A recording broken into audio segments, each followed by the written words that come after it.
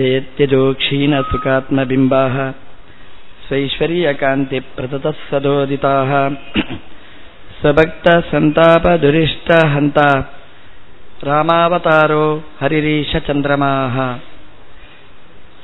ವ್ಯಾಸಾಯ ಭವನಾಶಾಯ ಶ್ರೀಶಾಯ ಗುಣರಾಶಯೇ ಹೃದ್ಯಾಯ ಶುದ್ಧವಿದ್ಯಾಯ ಮಧ್ವಾಯ ಚ ನಮೋ ನಮಃ.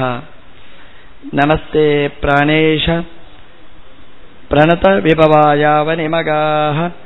ನಮಃ ಸ್ವಾಮಿನ್ ರಾಮಪ್ರಿಯತಮ ಹನುಮನ್ ಗುರುಗುಣ. ನಮಸ್ತುಭ್ಯಂ ಭೀಮ ಪ್ರಬಲತಮ ಕೃಷ್ಣೇಷ್ಟ ಭಗವನ್. ನಮಃ ಶ್ರೀಮನ್ಮಧ್ವಾ ಪ್ರದಿಶ ಸುದೃಶನ್ನೋ ಜಯ ಜಯ. ತಪೋ ವಿದ್ಯಾ ವಿರಕ್ತ್ಯಾದಿ ಸದ್ಗುಣೌಘಾಕರಾನಹಂ ವಾದಿರಾಜ ಗುರುನ್ ವಂದೇ ಹಯಗ್ರೀವ ಪದಾಶ್ರಯಾನ್. ಮೂಕೋಪಿ ಯತ್ಪ್ರಸಾದೇನ ಮುಕುಂದ ಶಯನಾಯತೆ ರಾಜರಾಜಾಯತೆ ರಿಕ್ತಾಃ ರಾಘವೇಂದ್ರಂ ತಮಾಶ್ರಯೇ. ಬ್ರಹ್ಮಚರ್ಯ ಹರಿಪ್ರೀತಿ ಸುವಿದ್ಯಾವಾದಶಾಲಿನಾಃ ಇಷ್ಟದಾನ್ ಕಷ್ಟಹರ್ತೃನ್ನಃ ವಿದ್ಯಾಮಾನ್ಯಾನ್ ಮುನೀನ್ ನುಮಃ. ಆಪಾದಮೌಲಿಪರ್ಯಂತಂ ಗುರುಣಾಮಾಕೃತಿಂ ಸ್ಮರೇತ್ ತೇನ ವಿಘ್ನಾಃ ಪ್ರಣಶ್ಯಂತಿ ಸಿದ್ಧ್ಯಂತಿ ಚ ಮನೋರಥಾಃ. ಶ್ರೀ ಗುರುಭ್ಯೋ ನಮಃ. ಮಹಾಭಾರತ ತಾತ್ಪರ್ಯ ನಿರ್ಣಯದ 32 ಅಧ್ಯಾಯಗಳ ಸಂಗ್ರಹ ಮಾಡ್ತಾ ರಾಘವೇಂದ್ರ ಗುರು ಸಾರ್ವಭೌಮರು 5ನೇ ಅಧ್ಯಾಯವನ್ನು ಸಂಗ್ರಹ ಮಾಡಿದ ಶ್ಲೋಕ ನಾವು ನಿನ್ನೆ ನೋಡಿದ್ದೇವೆ.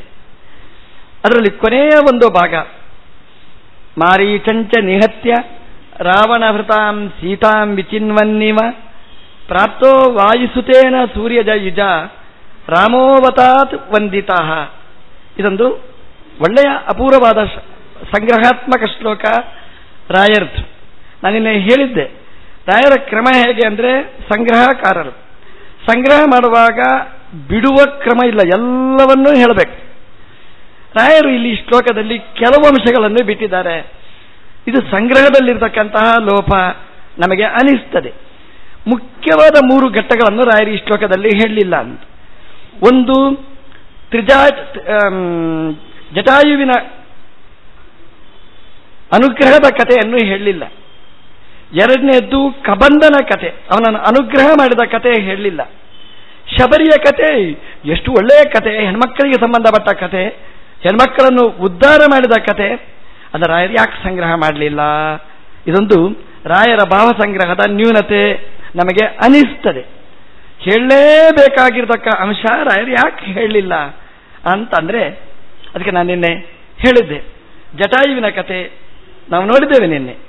ಜಟಾಯು ರಾಮದೇವರ ಅಂತರಂಗ ಭಕ್ತ, ಸೂರ್ಯನ ಸಾರಥಿಯಾದ ಅರುಣನ ಸುಪುತ್ರನಾದಂತಹ ಸಂಪಾತಿಯ ಅನುಜನಾಗಿರ್ತಕ್ಕಂತಹ ಜಟಾಯು ಅವನ ಆಯುಷ್ಯವನ್ನೇ ಜಟಕಟ್ಟಿ ಬದುಕಿದವ. ಅಂದರೆ ಇಡೀ ಭಗವಂತನ ಸೇವೆಗೋಸ್ಕರ ಮೀಸಲಾತಿಯಾಗಿ ಇಟ್ಟವ. ಅಂಥವ ರಾವಣನ ಪೆಟ್ಟಿನಿಂದ ಅಸುನೀಗಬೇಕಾಯಿತು. ಆದರೆ ರಾಮನ ಮುಂದೆ ಅಸುನೀಗಿದ. ರಾಮನಿಗೆ ಆ ಸುದ್ದಿಯನ್ನು ತಿಳಿಸಿ ರಾವಣನಿಂದ ಅಪಘಾತಕ್ಕೆ ಒಳಗಾದ ಜಟಾಯು ಸತ್ತ. 2 ಅಂಶ ನೀವು ಗಮನಿಸಿ. ಒಂದು ಮಾರೀಚ ಸತ್ತ, ಇನ್ನೊಂದು ಜಟಾಯು ಸತ್ತ. ಇಬ್ಬರೂ ರಾವಣನ ಹತ್ರ ಸಾಯಬೇಕಾಗಿತ್ತು.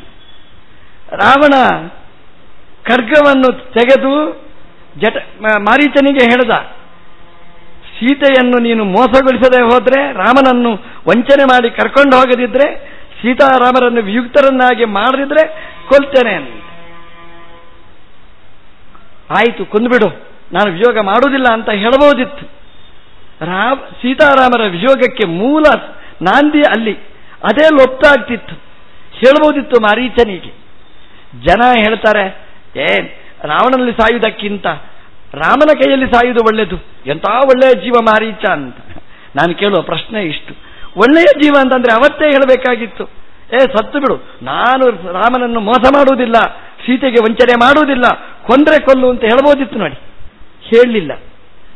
ಅವನು ಹೋದ, ವಂಚನೆ ಮಾಡಿದ, ಸೀತೆಯ ವಿಯೋಗಕ್ಕೆ ಕಾರಣನಾದ. ಜಟಾಯುನ ಕಥೆ ನೀವು ಕೇಳಿ. ರಾವಣ ಸೀತೆಯನ್ನು ಅಂದರೆ ಸೀತೆಯ ಪ್ರತಿಕೃತಿಯನ್ನು ಅಪಹಾರ ಮಾಡಿಕೊಂಡು ಹೋದಾಗ ಪ್ರತಿಭಟನೆ ಮಾಡಿದ, ಶಕ್ತಿ ಇದ್ದಷ್ಟು ಯುದ್ಧ ಮಾಡಿದ, ದೇವರ ಸೇವೆಗೋಸ್ಕರ ಹೆಣಗಾಡಿದ. ರಾಮ ಸೀತೆಯರ ವಿಯೋಗ ಆಗಬಾರದು. ರಾಮ ಸೀತೆಯರ ವಿಯೋಗ ಅಂದ್ರೆ ಏನು ಗೊತ್ತೋ, ಅದು ಯಾರು ಮಾಡಲಿಕ್ಕೆ ಸಾಧ್ಯನೇ ಇಲ್ಲ. ನಾವು ಮಾಡಬಹುದು ರಾಮ ಸೀತೆಯರ ವಿಯೋಗ, ರಾವಣನ ಹಾಗೆ. ಹೇಗೆ ಮಾಡಬಹುದು? ಸೀತೆ ಅಂದ್ರೆ ವೇದದ ಪ್ರತಿನಿಧಿ, ವೇದ ಅಂತ ಅರ್ಥ. ರಾಮ ಅಂದ್ರೆ ವೇದ ಪ್ರಾಚೇತಸಾದ್ ಆಸೀತ್ ಸಾಕ್ಷಾತ್ ರಾಮಾಯಣಾತ್ಮನ. ವೇದ ಅಂದ್ರೆ ರಾಮಾಯಣ ಅಂದ್ರೆ ಒಂದೇ. ನಾವು ಏನು ಮಾಡಬಹುದು? ವೇದ ಪ್ರತಿಪಾದ್ಯನಾದ ರಾಮ, ಸೀತೆಗೆ ಅತ್ಯಂತ ಅಂತರಂಗದ ರಾಮ, ಸೀತೆಯ ರಾಮರ ವಿಯೋಗ ಅಂತಂದ್ರೆ ವೇದ ಪ್ರತಿಪಾದ್ಯನಾದ ಭಗವಂತ ಅವರ ವಿಯೋಗ ಮಾಡಬಹುದು. ಹೇಗೆ? ರಾಮ ವೇದ ಪ್ರತಿಪಾದ್ಯನೇ ಅಲ್ಲ, ದೇವರು ವೇದ ಪ್ರತಿಪಾದ್ಯನೇ ಅಲ್ಲ, ದೇವರು ಅವಾಚ್ಯ ಅಂತ ಹೇಳಿ ವೇದದಿಂದ ರಾಮನನ್ನು, ಸೀತೆಯನ್ನು ರಾಮನಿಂದ ವಿಯುಕ್ತನನ್ನಾಗಿ ಮಾಡಬಹುದು. ಅಥವಾ ಬ್ರಹ್ಮಕಾಂಡದಲ್ಲಿ ಪ್ರತಿಪಾದ್ಯ, ಕರ್ಮಕಾಂಡದಲ್ಲಿ ಪ್ರತಿಪಾದ್ಯ ಅಲ್ಲ ಅಂತ ವಿಯೋಜನೆ ಮಾಡಬಹುದು.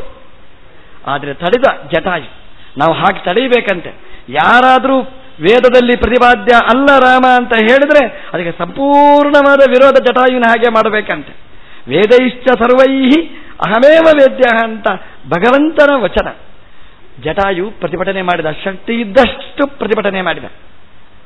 ಕೊನೆಗೆ ಸಾಯುವ ಸ್ಥಿತಿ ಬಂತು. ಸಾಯಲಿಲ್ಲ ಅವನು, ಆದರೆ ಸತ್ತದ್ದು ರಾಮನ ಮುಂಭಾಗದಲ್ಲಿ ಅಸುನೀಗಿದ ಜಟಾಯು. ಎಂತಹ ಮರಣ ನೋಡಿ! ಮಾರೀಚನೂ ಸತ್ತ ರಾಮನ ಬಾಣದಿಂದ, ಜಟಾಯೂ ಸತ್ತ ರಾಮನ ಕೈಯಲ್ಲಿ. ಎಷ್ಟು ವಿರೋಧ ನೋಡಿ!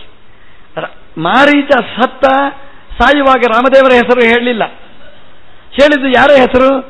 ಇಬ್ಬರದೇ ಹೆಸರು, ಹಾ ಲಕ್ಷ್ಮಣ ಹಾ ಸೀತೆ ಅಂತ ಹೇಳಿ ಸತ್ತ. ಸಾಯುವ ಕಾಲಕ್ಕೆ ರಾಮದೇವರು ಎದುರಿದ್ರು, ರಾಮದೇವರ ಹೆಸರು ಹೇಳಲಿಲ್ಲ. ಹೆಸರು ಹೇಳಿದ್ದು ಯಾರ್ದು? ಸೀತೆ ಮತ್ತೆ ಲಕ್ಷ್ಮಣ. ನಮ್ದು ಅಷ್ಟೇ ರೀ ಜೀವನ. ಸಾಯುವ ಕಾಲಕ್ಕೆ ದೇವರ ನೆನಪು ಬರುವುದಿಲ್ಲ, ಎರಡೇ ನೆನಪಾಗುವುದು. ಡಿಪಾಸಿಟ್, ಬ್ಯಾಂಕ್ ಎರಡೇ ನೆನಪಾಗುವುದು. ಸೀತೆ ಅಂದ್ರೆ ಸಂಪತ್ತು, ನಮ್ಮ ಅಕೌಂಟ್. ಲಕ್ಷ್ಮಣ ಅಂದ್ರೆ ಬ್ಯಾಂಕ್ ಕಾಯುವವ, ಸಂಪತ್ತು ಕಾಯುವವ, ಬ್ಯಾಂಕ್ ಅಂತ ಅರ್ಥ. ನಮಗೆ ಎರಡೇ ನೆನಪಾಗುವುದು. ಅಕೌಂಟ್ ಎಷ್ಟಿದೆ, ಯಾವ ಬ್ಯಾಂಕ್ ಅಲ್ಲಿದೆ, ಎರಡು ಬಿಟ್ಟರೆ ಬೇರೆ ಯಾವುದು ನೆನಪಾಗುವುದಿಲ್ಲ. ಇದು ಮಾರೀಚನ ಸ್ಥಿತಿ. ಸಾಯುವ ಕಾಲಕ್ಕೆ ಮಾರೀಚನಿಗೆ ನೆನಪಾದ್ದು ಹಾ ಸೀತೆ ಹಾ ಲಕ್ಷ್ಮಣ. ಸೀತೆಯನ್ನು ಕಾಯುವ ಲಕ್ಷ್ಮಣ, ದುಡ್ಡನ್ನು ಕಾಯುವ ಫಣಿ ನೆನಪಾದ. ದುಡ್ಡು ನೆನಪಾಯಿತು. ಎದುರಲ್ಲಿರ್ತಕ್ಕಂತಹ ರಾಮನನ್ನು ಮರೆತ, ರಾಮನಿಗೆ ವಿರೋಧ ಮಾಡಿದ, ರಾಮನ ಭ್ರಮೆ ಹುಟ್ಟಿಸಿದ ಸೀತಾದೇವಿಗೆ. ಇದು ಮಾರೀಚನ ಅವಸ್ಥೆ. ಮಾರೀಚ ಒಳ್ಳೆಯವ ಅಲ್ಲ, ಕೆಟ್ಟವ ಅನ್ನುವುದಕ್ಕೆ ಅವನ ಜೀವನದ ಅಂತ ನಿರ್ಣಾಯಕ. ಒಬ್ಬ ಒಳ್ಳೆಯವ ಕೆಟ್ಟವ ನಿರ್ಣಯ ಮಾಡೋದು ಹೇಗೆ? ಭಗವಂತ ಪೆನ್ನು ಕಾಗದ ಇಟ್ಕೊಂಡು ಕಾಯ್ತಾ ಇರ್ತಾನಂತೆ ಎಷ್ಟು ಮಾರ್ಕ್ ಹಾಕಬೇಕು ಅಂತ. ಈಗ ನೀವೇನು ರಾಮ ಗೋವಿಂದ ಕೃಷ್ಣ ಹೇಳ್ತಾ ಅದಕ್ಕೆ ಮಾರ್ಕ್ ಹಾಕೋದಿಲ್ಲ, ಅಂದ್ರೆ ಪೂರ್ಣ ಮಾರ್ಕ್ ಹಾಕೋದಿಲ್ಲ. ಯಾವಾಗ ಮಾರ್ಕ್ ಹಾಕ್ತಾನೆ ಅಂತಂದ್ರೆ ನಿಮ್ಮ ಲಾಸ್ಟ್ ಎಕ್ಸಾಮ್, ನೀವು ಅಂದ್ರೆ ಕತೆ ಮುಗೀತದೆ ನೋಡಿ. ಕೊನೆ ಗಳಿಗೆಯಲ್ಲಿ ಏನು ಹೇಳ್ತಾನೆ? ಕಾಗದ ಪೆನ್ ಹಿಡ್ಕೊಂಡು ಕಾಯ್ತಾ ಇರ್ತಾನೆ ಅಂತೆ. ಕೊನೆ ಕಾಲಕ್ಕೆ ಬ್ಯಾಂಕ್ ಡಿಪಾಸಿಟ್ ಟಿವಿ ಅಂತ ಹೇಳಿದ್ರೆ ಕೊನೆಗೆ ಬ್ಯಾಂಕಲ್ಲಿಯೋ ಟಿವಿಯಲ್ಲಿಯೋ ಕೊಂಡಾಗಿ ಹಾಕ್ತಾನೆ ಬರುವ ಜನ್ಮದಲ್ಲಿ. ಯಾಕಂದ್ರೆ ಕೊನೆ ಮಾರ್ಕ್ ನಮಗೆ ಮುಖ್ಯ ಹೊರತು ಮೊದಲನೇ ಸಂತತಂ ಚಿಂತೆಯೇನಂತಂ ಅಂತಕಾಲೇ ವಿಶೇಷತಃ ಆ ಕೊನೆಯ ಪರೀಕ್ಷೆ ನಮಗೆ ಮುಖ್ಯ. ಹಾಗಾಗಿ ಮಾರೀಚ ಕೊನೆಯ ಪರೀಕ್ಷೆಯಲ್ಲಿ ಫೇಲ್, ಜಟಾಯು ಕೊನೆಯ ಪರೀಕ್ಷೆಯಲ್ಲಿ ಪಾಸ್. ಏನಾದ? ಕೊನೆಗೆ ರಾಮದೇವರ ಹತ್ರ ಬಂದ. ರಾಮದೇವರ ಹತ್ರ ಬಂದು ಎಲ್ಲವನ್ನೂ ನಿವೇದಿಸಿಕೊಂಡ. ಸೀತೆಯ ಪ್ರತಿಕೃತಿಯ ಅಪಹಾರ, ರಾವಣ ಕೊಂಡೊದ್ದು ಆ ವಸ್ತು ಎಲ್ಲಿದೆ ಎಲ್ಲ ಪರಿಚಯ ಆ ಜಟಾಯು ಹೇಳಿದ ರಾಮನಿಗೆ. ಸತ್ತ. ಹೇಗೆ ಸತ್ತ? ರಾಮನಿಗೆ ಏನು ಹೇಳಬೇಕಾದ್ದು, ಸೀತೆ ಏನು ಹೇಳಿದ್ಲು ಅದನ್ನು ಹೇಳಿ ಪ್ರಾಣವನ್ನು ಕಳ್ಕೊಂಡ. ಸೀತೆ ಅಂದ್ರೆ ವೇದ, ವೇದ ಏನು ಹೇಳಿತು ಅದನ್ನು ಹೇಳಿ ರಾಮನ ಮುಂಭಾಗದಲ್ಲಿ ಹೇಳಿ ಪ್ರಾಣ ಬಿಟ್ಟ. ಎಷ್ಟು ಜನರಿಗೆ ಯೋಗ ಸಿಗ್ತದೆ ರೀ! ಜೀವನಗಿಡೀ ವೇದಾಂತ ಪಾಠ ಹೇಳ್ತಾನೆ, ಸಾಯುವ ಕಾಲಕ್ಕೆ ಏನೇನೋ ನೆನಪಾಗ್ತದೆ.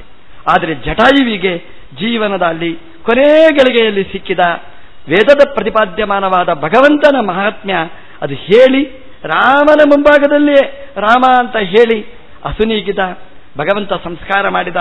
ನಾವು ನಿನ್ನೆ ನೋಡಿದ್ದೇವೆ. ಅಂದರೆ ಮಾರೀಚ ಮತ್ತೆ ಜಟಾಯು ಇರತಕ್ಕಂತಹ ಅನಂತ ಅಂತರ. ಅದನ್ನು ನಾವು ಚಿಂತನೆ ಮಾಡಬೇಕಾದ್ದು. ರಾಮದೇವರು ಸಂಸ್ಕಾರ ಮಾಡಿದರು ಜಟಾಯುವಿಗೆ. ಯಾಕೆ ಮಾಡಿದ? ಮಾರೀಚನಿಗೆ ಸಂಸ್ಕಾರ ಮಾಡಿದ ಅಂತ ಹೇಳುವುದಿಲ್ಲ ರಾಮಾಯಣದಲ್ಲಿ. ಅವನಿಗೆ ಸಂಸ್ಕಾರ ಎಂಥದ್ದು? ಸಂಸ್ಕಾರ ಶೂನ್ಯ, ಪಶುವಾಗಿಯೇ ಬಂದವ. ಆದರೆ ಜಟಾಯುವಿಗೆ ಭಗವಂತ ಸಂಸ್ಕಾರ ಮಾಡಿದ, ಅಂತ್ಯೇಷ್ಟಿ ಮಾಡಿದ. ನಾವು ನಿನ್ನೆ ಆ ಕಥೆ ನೋಡಿದ್ದೇವೆ. ನಾವು ಈ ಕಥೆ ಹೇಳಬೇಕಾಗಿತ್ತು, ರಾಯರು ಸಂಗ್ರಹ ಮಾಡಬೇಕಾಗಿತ್ತು. ಯಾಕೆ ಸಂಗ್ರಹ ಮಾಡಲಿಲ್ಲ ಅಂತಂದ್ರೆ ಮಾಡಿದ್ದಾರೆ ಅಂತ ನಾನು ನಿನ್ನೆ ಹೇಳಿದೆ. ಹೇಗೆ? ಪ್ರಾಪ್ತೋ ವಾಯುಸುತೇನ ಸೂರ್ಯಜ ಯುಜ ಅಂತ ಹೇಳ್ತಾರೆ. ಸೂರ್ಯಜ ಯುಜ ಒಂದರ್ಥ ಬೇರೆ ಇದೆ, ಮತ್ತೆ ಹೇಳ್ತೇನೆ ಮುಖ್ಯವಾದ ಅರ್ಥ. ಇದು ಒಂದು ಅರ್ಥ. ಸೂರ್ಯಜ ಯುಜ ಪ್ರಾಪ್ತ ಅಂತ. ಸೂರ್ಯಜ ಯುಜ ಪ್ರಾಪ್ತ ಅಂತ ಅಂದ್ರೆ ಸೂರ್ಯಜ ಅಂದ್ರೆ ಜಟಾಯು.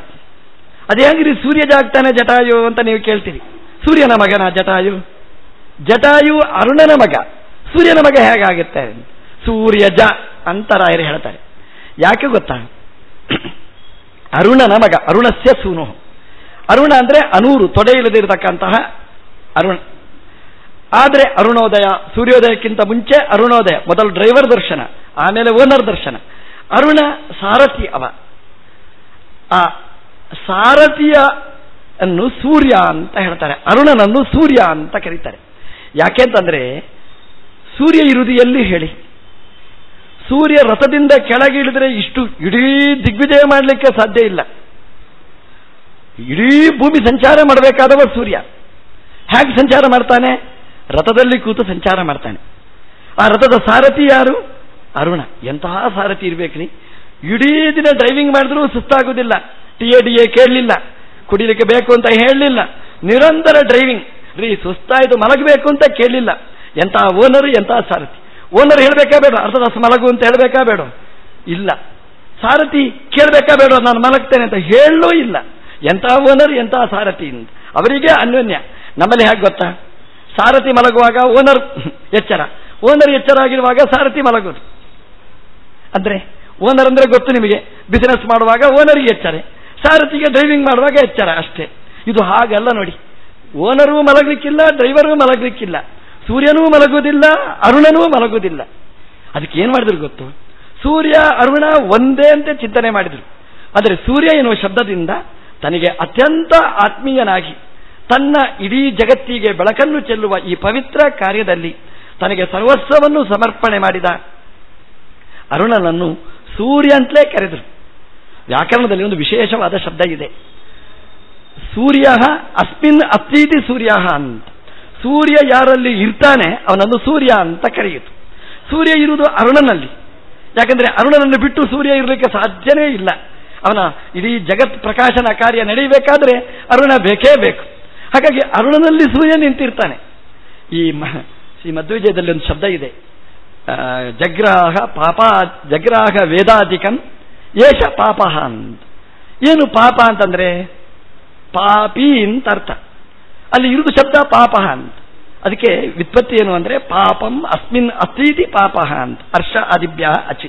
ವ್ಯಾಕರಣ ಪ್ರಕಾರ ಪಾಪ ಉಳ್ಳವ ಅಂತ. ಪಾಪಂ ಅಸ್ಮಿನ್, ಯಾರಲ್ಲಿ ಪಾಪ ಇದೆ ಅವನನ್ನು ಪಾಪ ಅಂತ ಕರೆಯುದು. ಪಾಪ ಬೇರೆ ಪಾಪಿ ಬೇರೆ, ಇಬ್ರು ಬೇರೆ ಬೇರೆ ಆಗಿದ್ರೂ ಕೂಡ ಒಂದೇ ಶಬ್ದದಿಂದ ಪಾಪ ಪಾಪಿ ಇಬ್ಬರನ್ನೂ ಕರೀತಾರೆ. ವ್ಯಾಕರಣದಲ್ಲಿ ಅಂತಹ ಪ್ರತ್ಯಯಗಳು ತುಂಬ ಇದೆ. ಹರ್ಷಾದಿ ಪ್ರತ್ಯಯ ಅಚ ಪ್ರತ್ಯಯವನ್ನು ಮಾಡಿದ್ರೆ ಕೂಡಿಸಬಹುದು. ಹಾಗೆ ಇಲ್ಲಿ ಸೂರ್ಯ ಅಸ್ಮಿನ್ ಅಸ್ತೀತಿ ಸೂರ್ಯ ಅಂತ ಮಾಡಿದರೆ ಸೂರ್ಯ ಎಲ್ಲಿರ್ತಾನೆ ಅವನು ಸೂರ್ಯ ಅಂದ್ರೆ ಅರುಣ ಅಂತ ಅರ್ಥ. ಸೂರ್ಯ ಅಂದ್ರೆ ಸೂರ್ಯ ಅರುಣನಲ್ಲಿ ಇರ್ತಾನೆ, ಅದರಿಂದ ಸೂರ್ಯನ ಸಾರಥಿಯಾದ ಅರುಣನನ್ನು ಸೂರ್ಯ ಅಂತ ಕರೆದರು. ಸೂರ್ಯಜ ಅಂದ್ರೆ ಅರುಣಜ ಅಂತಂದ್ರೆ ಜಟಾಯು ಅಂತ ಅರ್ಥ. ಸೂರ್ಯಜ ಅಂದ್ರೆ ಸೂರ್ಯನ ಆಶ್ರಯನಾದ ಅಂದ್ರೆ ಸಾರಥಿಯಾದ ಅರುಣನಿಂದ ಜನ್ಯನಾದ ಜಟಾಯು ಅಂತ ಅರ್ಥ. ಸೂರ್ಯಜ ಯುಜ ಅಂತ ಇದೆ. ಆ ಸೂರ್ಯಜ ಅಂದ್ರೆ ಜಟಾಯು ಬರುವಾಗ ತನ್ನ ಜೊತೆಗೆ ಏನು ಹಿಡ್ಕೊಂಡು ಬಂದಿದ್ದ? ರಾಮನಿಗೆ ಸಮರ್ಪಣೆ ಮಾಡಲಿಕ್ಕೆ ವಸ್ತು ಹಿಡ್ಕೊಂಡು ಬಂದಿದ್ದ. ಸೀತಾದೇವಿಯ ಇಟ್ಕೊಳ್ಳಿ, ಪ್ರತಿನಿಧಿ ಅಂತಲೇ ಇಟ್ಕೊಳ್ಳಿ, ಮೂರ್ತಿ ಅಂತಲೇ ಪ್ರತಿಕೃತಿ. ನಾವು ಹೇಳುವಾಗ ಸೀತೆಯ ಪ್ರತಿಕೃತಿ ಅಂದ್ರೆ ರಾಮಾಯಣದ ಆ ಸ್ವಾರಸ್ಯಕ್ಕೆ ತೊಂದರೆ ಆಗುತ್ತೆ. ಹಾಗಾಗಿ ಹೇಳುವಾಗ ಸೀತೆ ಸೀತೆ ಅಂತ ನಾವು ಹೇಳ್ತೇವೆ. ಆ ಸೀತಾದೇವಿಯ ಸಂದೇಶವನ್ನು ಪ್ರಾರ್ಥನೆಯನ್ನು ಹೊತ್ತುಕೊಂಡು ಜಟಾಯು ಬಂದಿದ್ದ. ಹಾಗಾಗಿ ಸೂರ್ಯಜ ಯುಜ ಅಂದರೆ ಜಟಾಯುವಿನ ಜೊತೆಗೆ ಇರತಕ್ಕಂತಹ ಆ ಸೀತಾದೇವಿಯ ಚಿಂತನೆಗಳು ಅದರಿಂದ ಪ್ರಾಪ್ತ ಪ್ರಕರ್ಷೇಣ ಆಪ್ತ, ಚೆನ್ನಾಗಿ ರಾಮ ಹೊಂದಲ್ಪಟ್ಟ. ಅಂದರೆ ಜಟಾಯುವಿನ ಒಳ್ಳೆಯ ಚಿಂತನೆಯಿಂದ ಪ್ರಾಪ್ತನಾದವ ರಾಮಚಂದ್ರ. ರಾಯರು ಸೂರ್ಯಜಯುಜ ಪ್ರಾಪ್ತ ಎಂಬ ಶಬ್ದದಿಂದ ಜಟಾಯು ರಾಮನಿಗೆ ಸೀತಾದೇವಿ ಹೇಳಬೇಕಾಗಿರತಕ್ಕ ಸಂದೇಶವನ್ನು ಹೊತ್ತುಕೊಂಡು ರಾಮನ ಅಂತಿಕಕ್ಕೆ ಬಂದ ಜಟಾಯು ಅನ್ನುವ ಕಥೆಯನ್ನು ರಾಯರು ಈ ಭಾಗದಲ್ಲಿ ಸಂಗ್ರಹಿಸಿದ್ದಾರೆ. ಪ್ರಾಪ್ತ ಅಂತ ಶಬ್ದ ಹಾಕ್ತಾರೆ. ಆ ಚೆನ್ನಾಗಿ ಬಂದಿದ್ದಾನೆ ಜಟಾಯು ಅಂತ, ಮಾರೀಚನ ಹಾಗೆ ಬರಲಿಲ್ಲ. ಪ್ರಕರ್ಷೇಣ ಆಪ್ತ, ಚೆನ್ನಾಗಿ ಬಂದಿದ್ದ ಅಂದರೆ ರಾಮನ ಮೇಲೆ ಭಕ್ತಿಭಾವದಿಂದ ಬಂದಿದ್ದಾನೆ. ಅಂದರೆ ಮಾರೀಚನ ಹಾಗೆ ಮೋಸ ಮಾಡಬೇಕು ಎನ್ನುವ ಹವಣಿಕೆಯಿಂದ ಬರಲಿಲ್ಲ. ಪ್ರಕರ್ಷೇಣ ಆಪ್ತ, ಚೆನ್ನಾಗಿ ರಾಮನನ್ನು ಹೊಂದಿದವ ಅಂತ ರಾಯರು ಜಟಾಯುವಿನ ಕಥೆಯನ್ನು ಈ ಭಾವನಿರ್ಣಯದಲ್ಲಿ ಭಾವಸಂಗ್ರಹದಲ್ಲಿ ತುಂಬ ಸೊಗಸಾಗಿ ಕೂಡಿಸಿದ್ದಾರೆ. ಇನ್ನೊಂದು ಕತೆ ಬಿಟ್ಟಿದ್ದಾರೆ ರಾಯರು ಅಂತ. ಯಾವುದದು ಅಂತಂದರೆ ಕಬಂದನ ಕತೆ. ಕಬಂದ ಅಂತಂದರೆ ರಾಮಾಯಣದ ನೋಡಿದರೆ ನಿಮಗೆ ಒಬ್ಬ ದೈತ್ಯ ಕೆಟ್ಟವ ಅಂತ ಅಷ್ಟೇ ಅಲ್ಲ, ನಮ್ಮ ಆಚಾರ್ಯರು ಅವನ ಪರಿಚಯವನ್ನು ಮಾಡಿಸಿದ್ದಾರೆ. ಕಬಂದ, ನಾನು ನಿನ್ನ ಅದನ್ನು ಹೇಳಿದೆ, ಆ ಕಥೆಯನ್ನು ಹೇಳಿದೆ. ಕಬಂದ ಅಂದರೆ ತಲೆ ಕಳ್ಕೊಂಡವ, ತಲೆ ಹೊಟ್ಟೆಯಲ್ಲಿ ಇಟ್ಟುಕೊಂಡವ, ಹೊಟ್ಟೆ ಪಕ್ಷದವ. ಯಾವಾಗ ನೋಡಿದರೂ ಉದರ ಜಿಜ್ಞಾಸೆ ಅವನಿಗೆ, ಹೊಟ್ಟೆಯ ಜಿಜ್ಞಾಸೆ, ತಲೆಯೇ ಹೊಟ್ಟೆಯೊಳಗೆ. ಅಂತಹ ಕಬಂದ, ಕವನ್ನು ಬಂಧಿಸಿಕೊಂಡವ, ಉದರದಲ್ಲಿ ಇಟ್ಟುಕೊಂಡವ, ಅಂತಹ ಕಬಂದ ಅನ್ನುವ ದೈತ್ಯ. ರಾಮ ಲಕ್ಷ್ಮಣ ಕಾಡಿಗೆ ಬಂದರೆ, ಸೀತೆಯನ್ನು ಹುಡುಕೊಂಡು ಬಂದರೆ, ಲೋಕದ ದೃಷ್ಟಿಯಿಂದ ಅವರ ಚಿಂತೆಯಲ್ಲಿ ಅವರು ಮುಳುಗಿದ್ರೆ, ಈ ಕಬಂದ ಅನ್ನುವ ದೈತ್ಯ ಅವನು ರಾಮ ಲಕ್ಷ್ಮಣರನ್ನು ಹಿಡೀಲಿಕ್ಕೆ ಹೋಗ್ತಾನೆ. ರಾಮಾಯಣ ಇಷ್ಟು ಚೆನ್ನಾಗಿ ಹೇಳುತ್ತೆ ನೋಡಿ. ಜೀವನದಲ್ಲಿ ಸಮಸ್ಯೆ ಬಂದರೆ ಸಮಸ್ಯೆಗಳ ಸರಪಳಿಯೇ ಬರ್ತಾ ಇರ್ತದೆ ಅಂತ. ಒಂದು ಕಷ್ಟದಲ್ಲಿ ಇದ್ರೆ ಅದರೊಟ್ಟಿಗೆ ಇನ್ನೊಂದು ಸಮಸ್ಯೆ ಬರ್ತದೆ. ನಮ್ಮ ಮನೆಯಲ್ಲಿ ಕಳ್ಳತನ ಆಗಿದೆ ಅಂತ ಇಟ್ಕೊಳ್ಳಿ, ಆ ಗುಂಗಲ್ಲಿ ಇರ್ತೇವೆ ನಾವು, ಅದೇ ಚಿಂತೆಯಲ್ಲಿ ಇರ್ತೇವೆ. ಆ ದಿವಸ ಒಬ್ಬ ಬ್ರಾಹ್ಮಣ ಬರಬೇಕಾ, ಎಲ್ಲೋ ದೂರದಿಂದ, ರೀ ನನಗೆ ಹಸಿವಾಗುತ್ತೆ, ನನಗೆ ಎಲ್ಲೋ ಹೋಗಬೇಕು, ನಿಮ್ಮ ಅವಕಾಶ ಇದ್ದರೆ ನಿಮ್ಮಲ್ಲೇ ಹಸ್ತೋದಕ ಮಾಡಿ ಹೋಗ್ತೇನೆ ಅಂತ ಕೊಟ್ಟು ನಮ್ಮ ಚಿಂತೆಯಲ್ಲಿ ನಾವಿರ್ತೇವೆ. ನಮಗೆ ಒಂದು ಚಿಂತೆಯಲ್ಲಿರುವಾಗ ಇನ್ನೊಂದು ಚಿಂತೆ. ಚಿಂತೆ ಅಂದರೆ ಬ್ರಾಹ್ಮಣನಿಗೆ ಬಡಿಸಬಾರ್ದು ಅಂತಲ್ಲ, ಮೂಡ್ ಔಟ್ ನಮ್ದು. ಹಾಗಾಗಿ ನಾವು ಏನು ಮಾಡಬೇಕು ಅಂತ ದೇವರು ಮಾಡುವ ಪರೀಕ್ಷೆ ಅಂದರೆ ಹೀಗೆ. ಒಂದು ಚಿಂತೆ ಕೊಟ್ಟಿರ್ತಾನೆ, ಅದರೊಟ್ಟಿಗೆ ಒಂದು ಚಿಂತೆಯನ್ನು ಕೊಡ್ತಾನೆ. ಕೊಟ್ಟರೆ ಅದರ ಅರ್ಥ ಏನು ಗೊತ್ತೋ, ಒಂದು ಚಿಂತೆ ಇನ್ನೊಂದು ಚಿಂತೆಯಿಂದ ಪರಿಹಾರ ಆಗುತ್ತೆ ಅಂತ ಅರ್ಥ ಹೊರತು ಅದು ಚಿಂತೆಗೆ ಕಾರಣ ಅಲ್ಲ. ದೇವರು ಚಿಂತೆ ಇರುವಾಗ ಒಬ್ಬ ಬ್ರಾಹ್ಮಣನ ನಮ್ಮ ಮನೆಗೆ ಕಳಿಸಿದ ಅಂತಂದ್ರೆ ಒಂದು ಕ್ಷಣದಲ್ಲಿ ಅದು ನಿಮಗೆ ಚಿಂತೆ ಅಂತ ಕಂಡ್ರು ಅದು ಚಿಂತೆ ಅಲ್ಲ, ನಿಮ್ಮ ಚಿಂತೆ ಪರಿಹಾರಕ್ಕೆ ಒಳ್ಳೆಯ ಮಾರ್ಗ.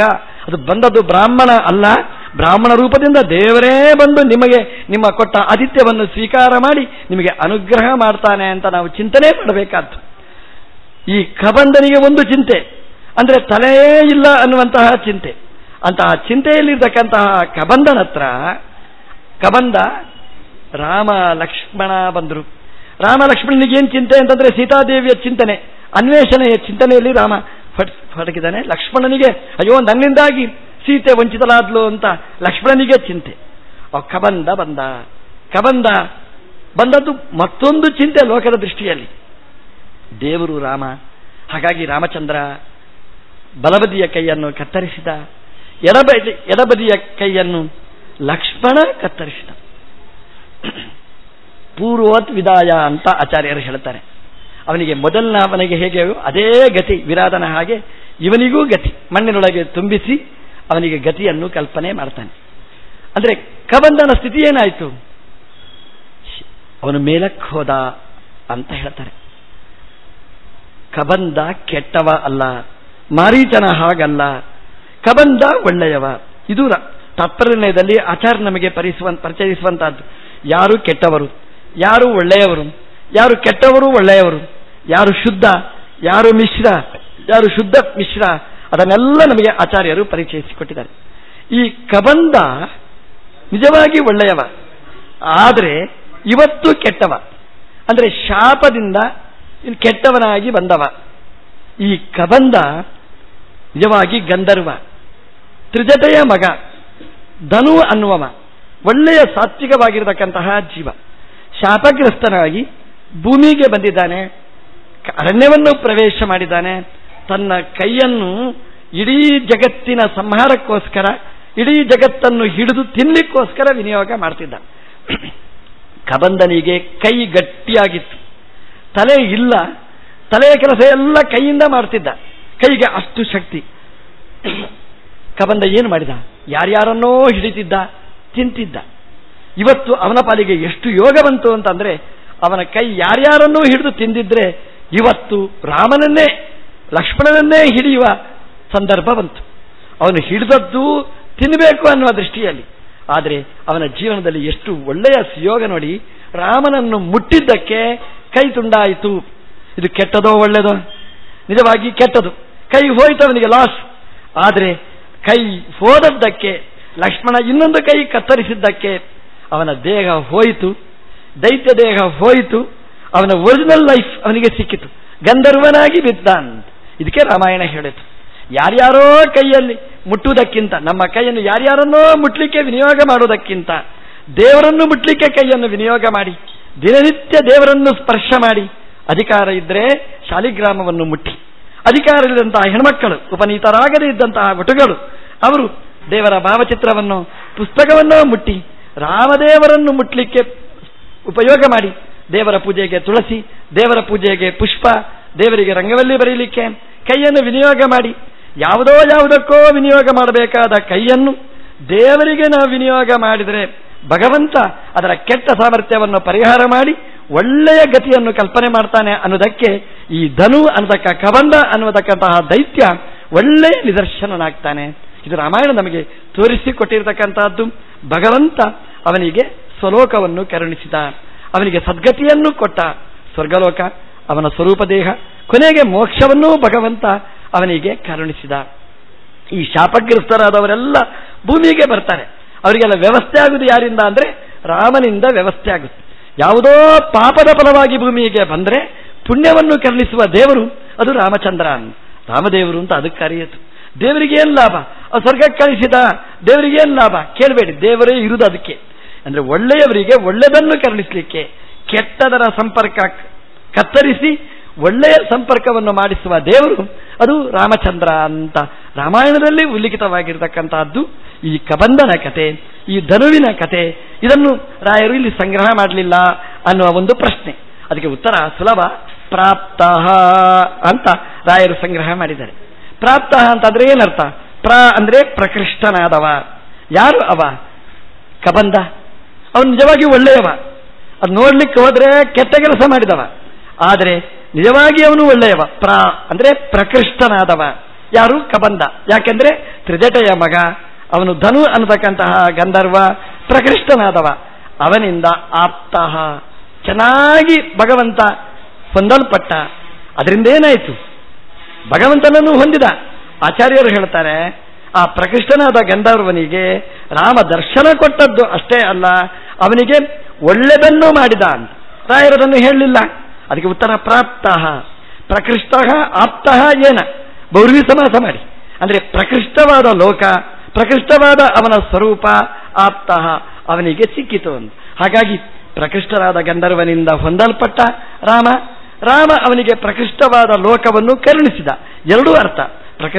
ಪ್ರಕೃಷ್ಟೇನ ಆಪ್ತ, ಪ್ರಕೃಷ್ಟ ಲೋಕ ಸ್ವರೂಪಂ ವಾ ಆಪ್ತಂ ಆಪ್ತ ಏನ ಸಹ ಅಂತ, ಹೀಗೆ ಪ್ರಕೃಷ್ಟವಾದನ್ನು ಪಡೆದ ಅಂತ ಧನುವಿನ ಕಥೆಯನ್ನು ಇಲ್ಲಿ ನಮಗೆ ಸಂಗ್ರಹ ಮಾಡಿ ಹೇಳ್ತಾರೆ, ಪ್ರಾಪ್ತ ಎಂಬುದರಿಂದ. ಇನ್ನೊಂದು ಕಥೆ ನಾವು ಈ ರಾಮಾಯಣದಲ್ಲಿ ಈ ಅರಣ್ಯಕಾಂಡದ ಕೊನೆಯ ಘಟ್ಟದಲ್ಲಿ ಹೇಳ್ತಾರೆ. ಅದು ಶಬರಿಯ ಕಥೆ. ಒಳ್ಳೆಯ ಚಿಂತನೆ ಶಬರಿದ್ದು. ರಾಮಾಯಣದಲ್ಲಿ ಇದು ಒಳ್ಳೆಯ ಘಟ್ಟ ಇದು ಶಬರಿ. ರಾಮ ಅಯೋಧ್ಯೆಯನ್ನು ಪರಿತ್ಯಾಗ ಮಾಡಿದ. ಎಷ್ಟು ಜನ ಕೈಕೇಯಿಗೆ ಬೈತಾರೆ, ಎಂಥ ಪಾಪಿ ಕೈಕೇಯಿ. ಯಾಕಂದ್ರೆ ರಾಮನಂತಹ ಒಳ್ಳೆಯವನನ್ನು ಅಯೋಧ್ಯೆಯಿಂದ ಹೊರಗಟ್ಟಿದ್ಲು, ಕೆಟ್ಟವಳು ಅಂತ ನೀವು ಬೈತೀರಿ. ಆದರೆ ಆಚಾರ್ಯರು ಹೇಳ್ತಾರೆ ಕೈಕೇಯಿ ಕೆಟ್ಟವಳಲ್ಲ ಅಂತ.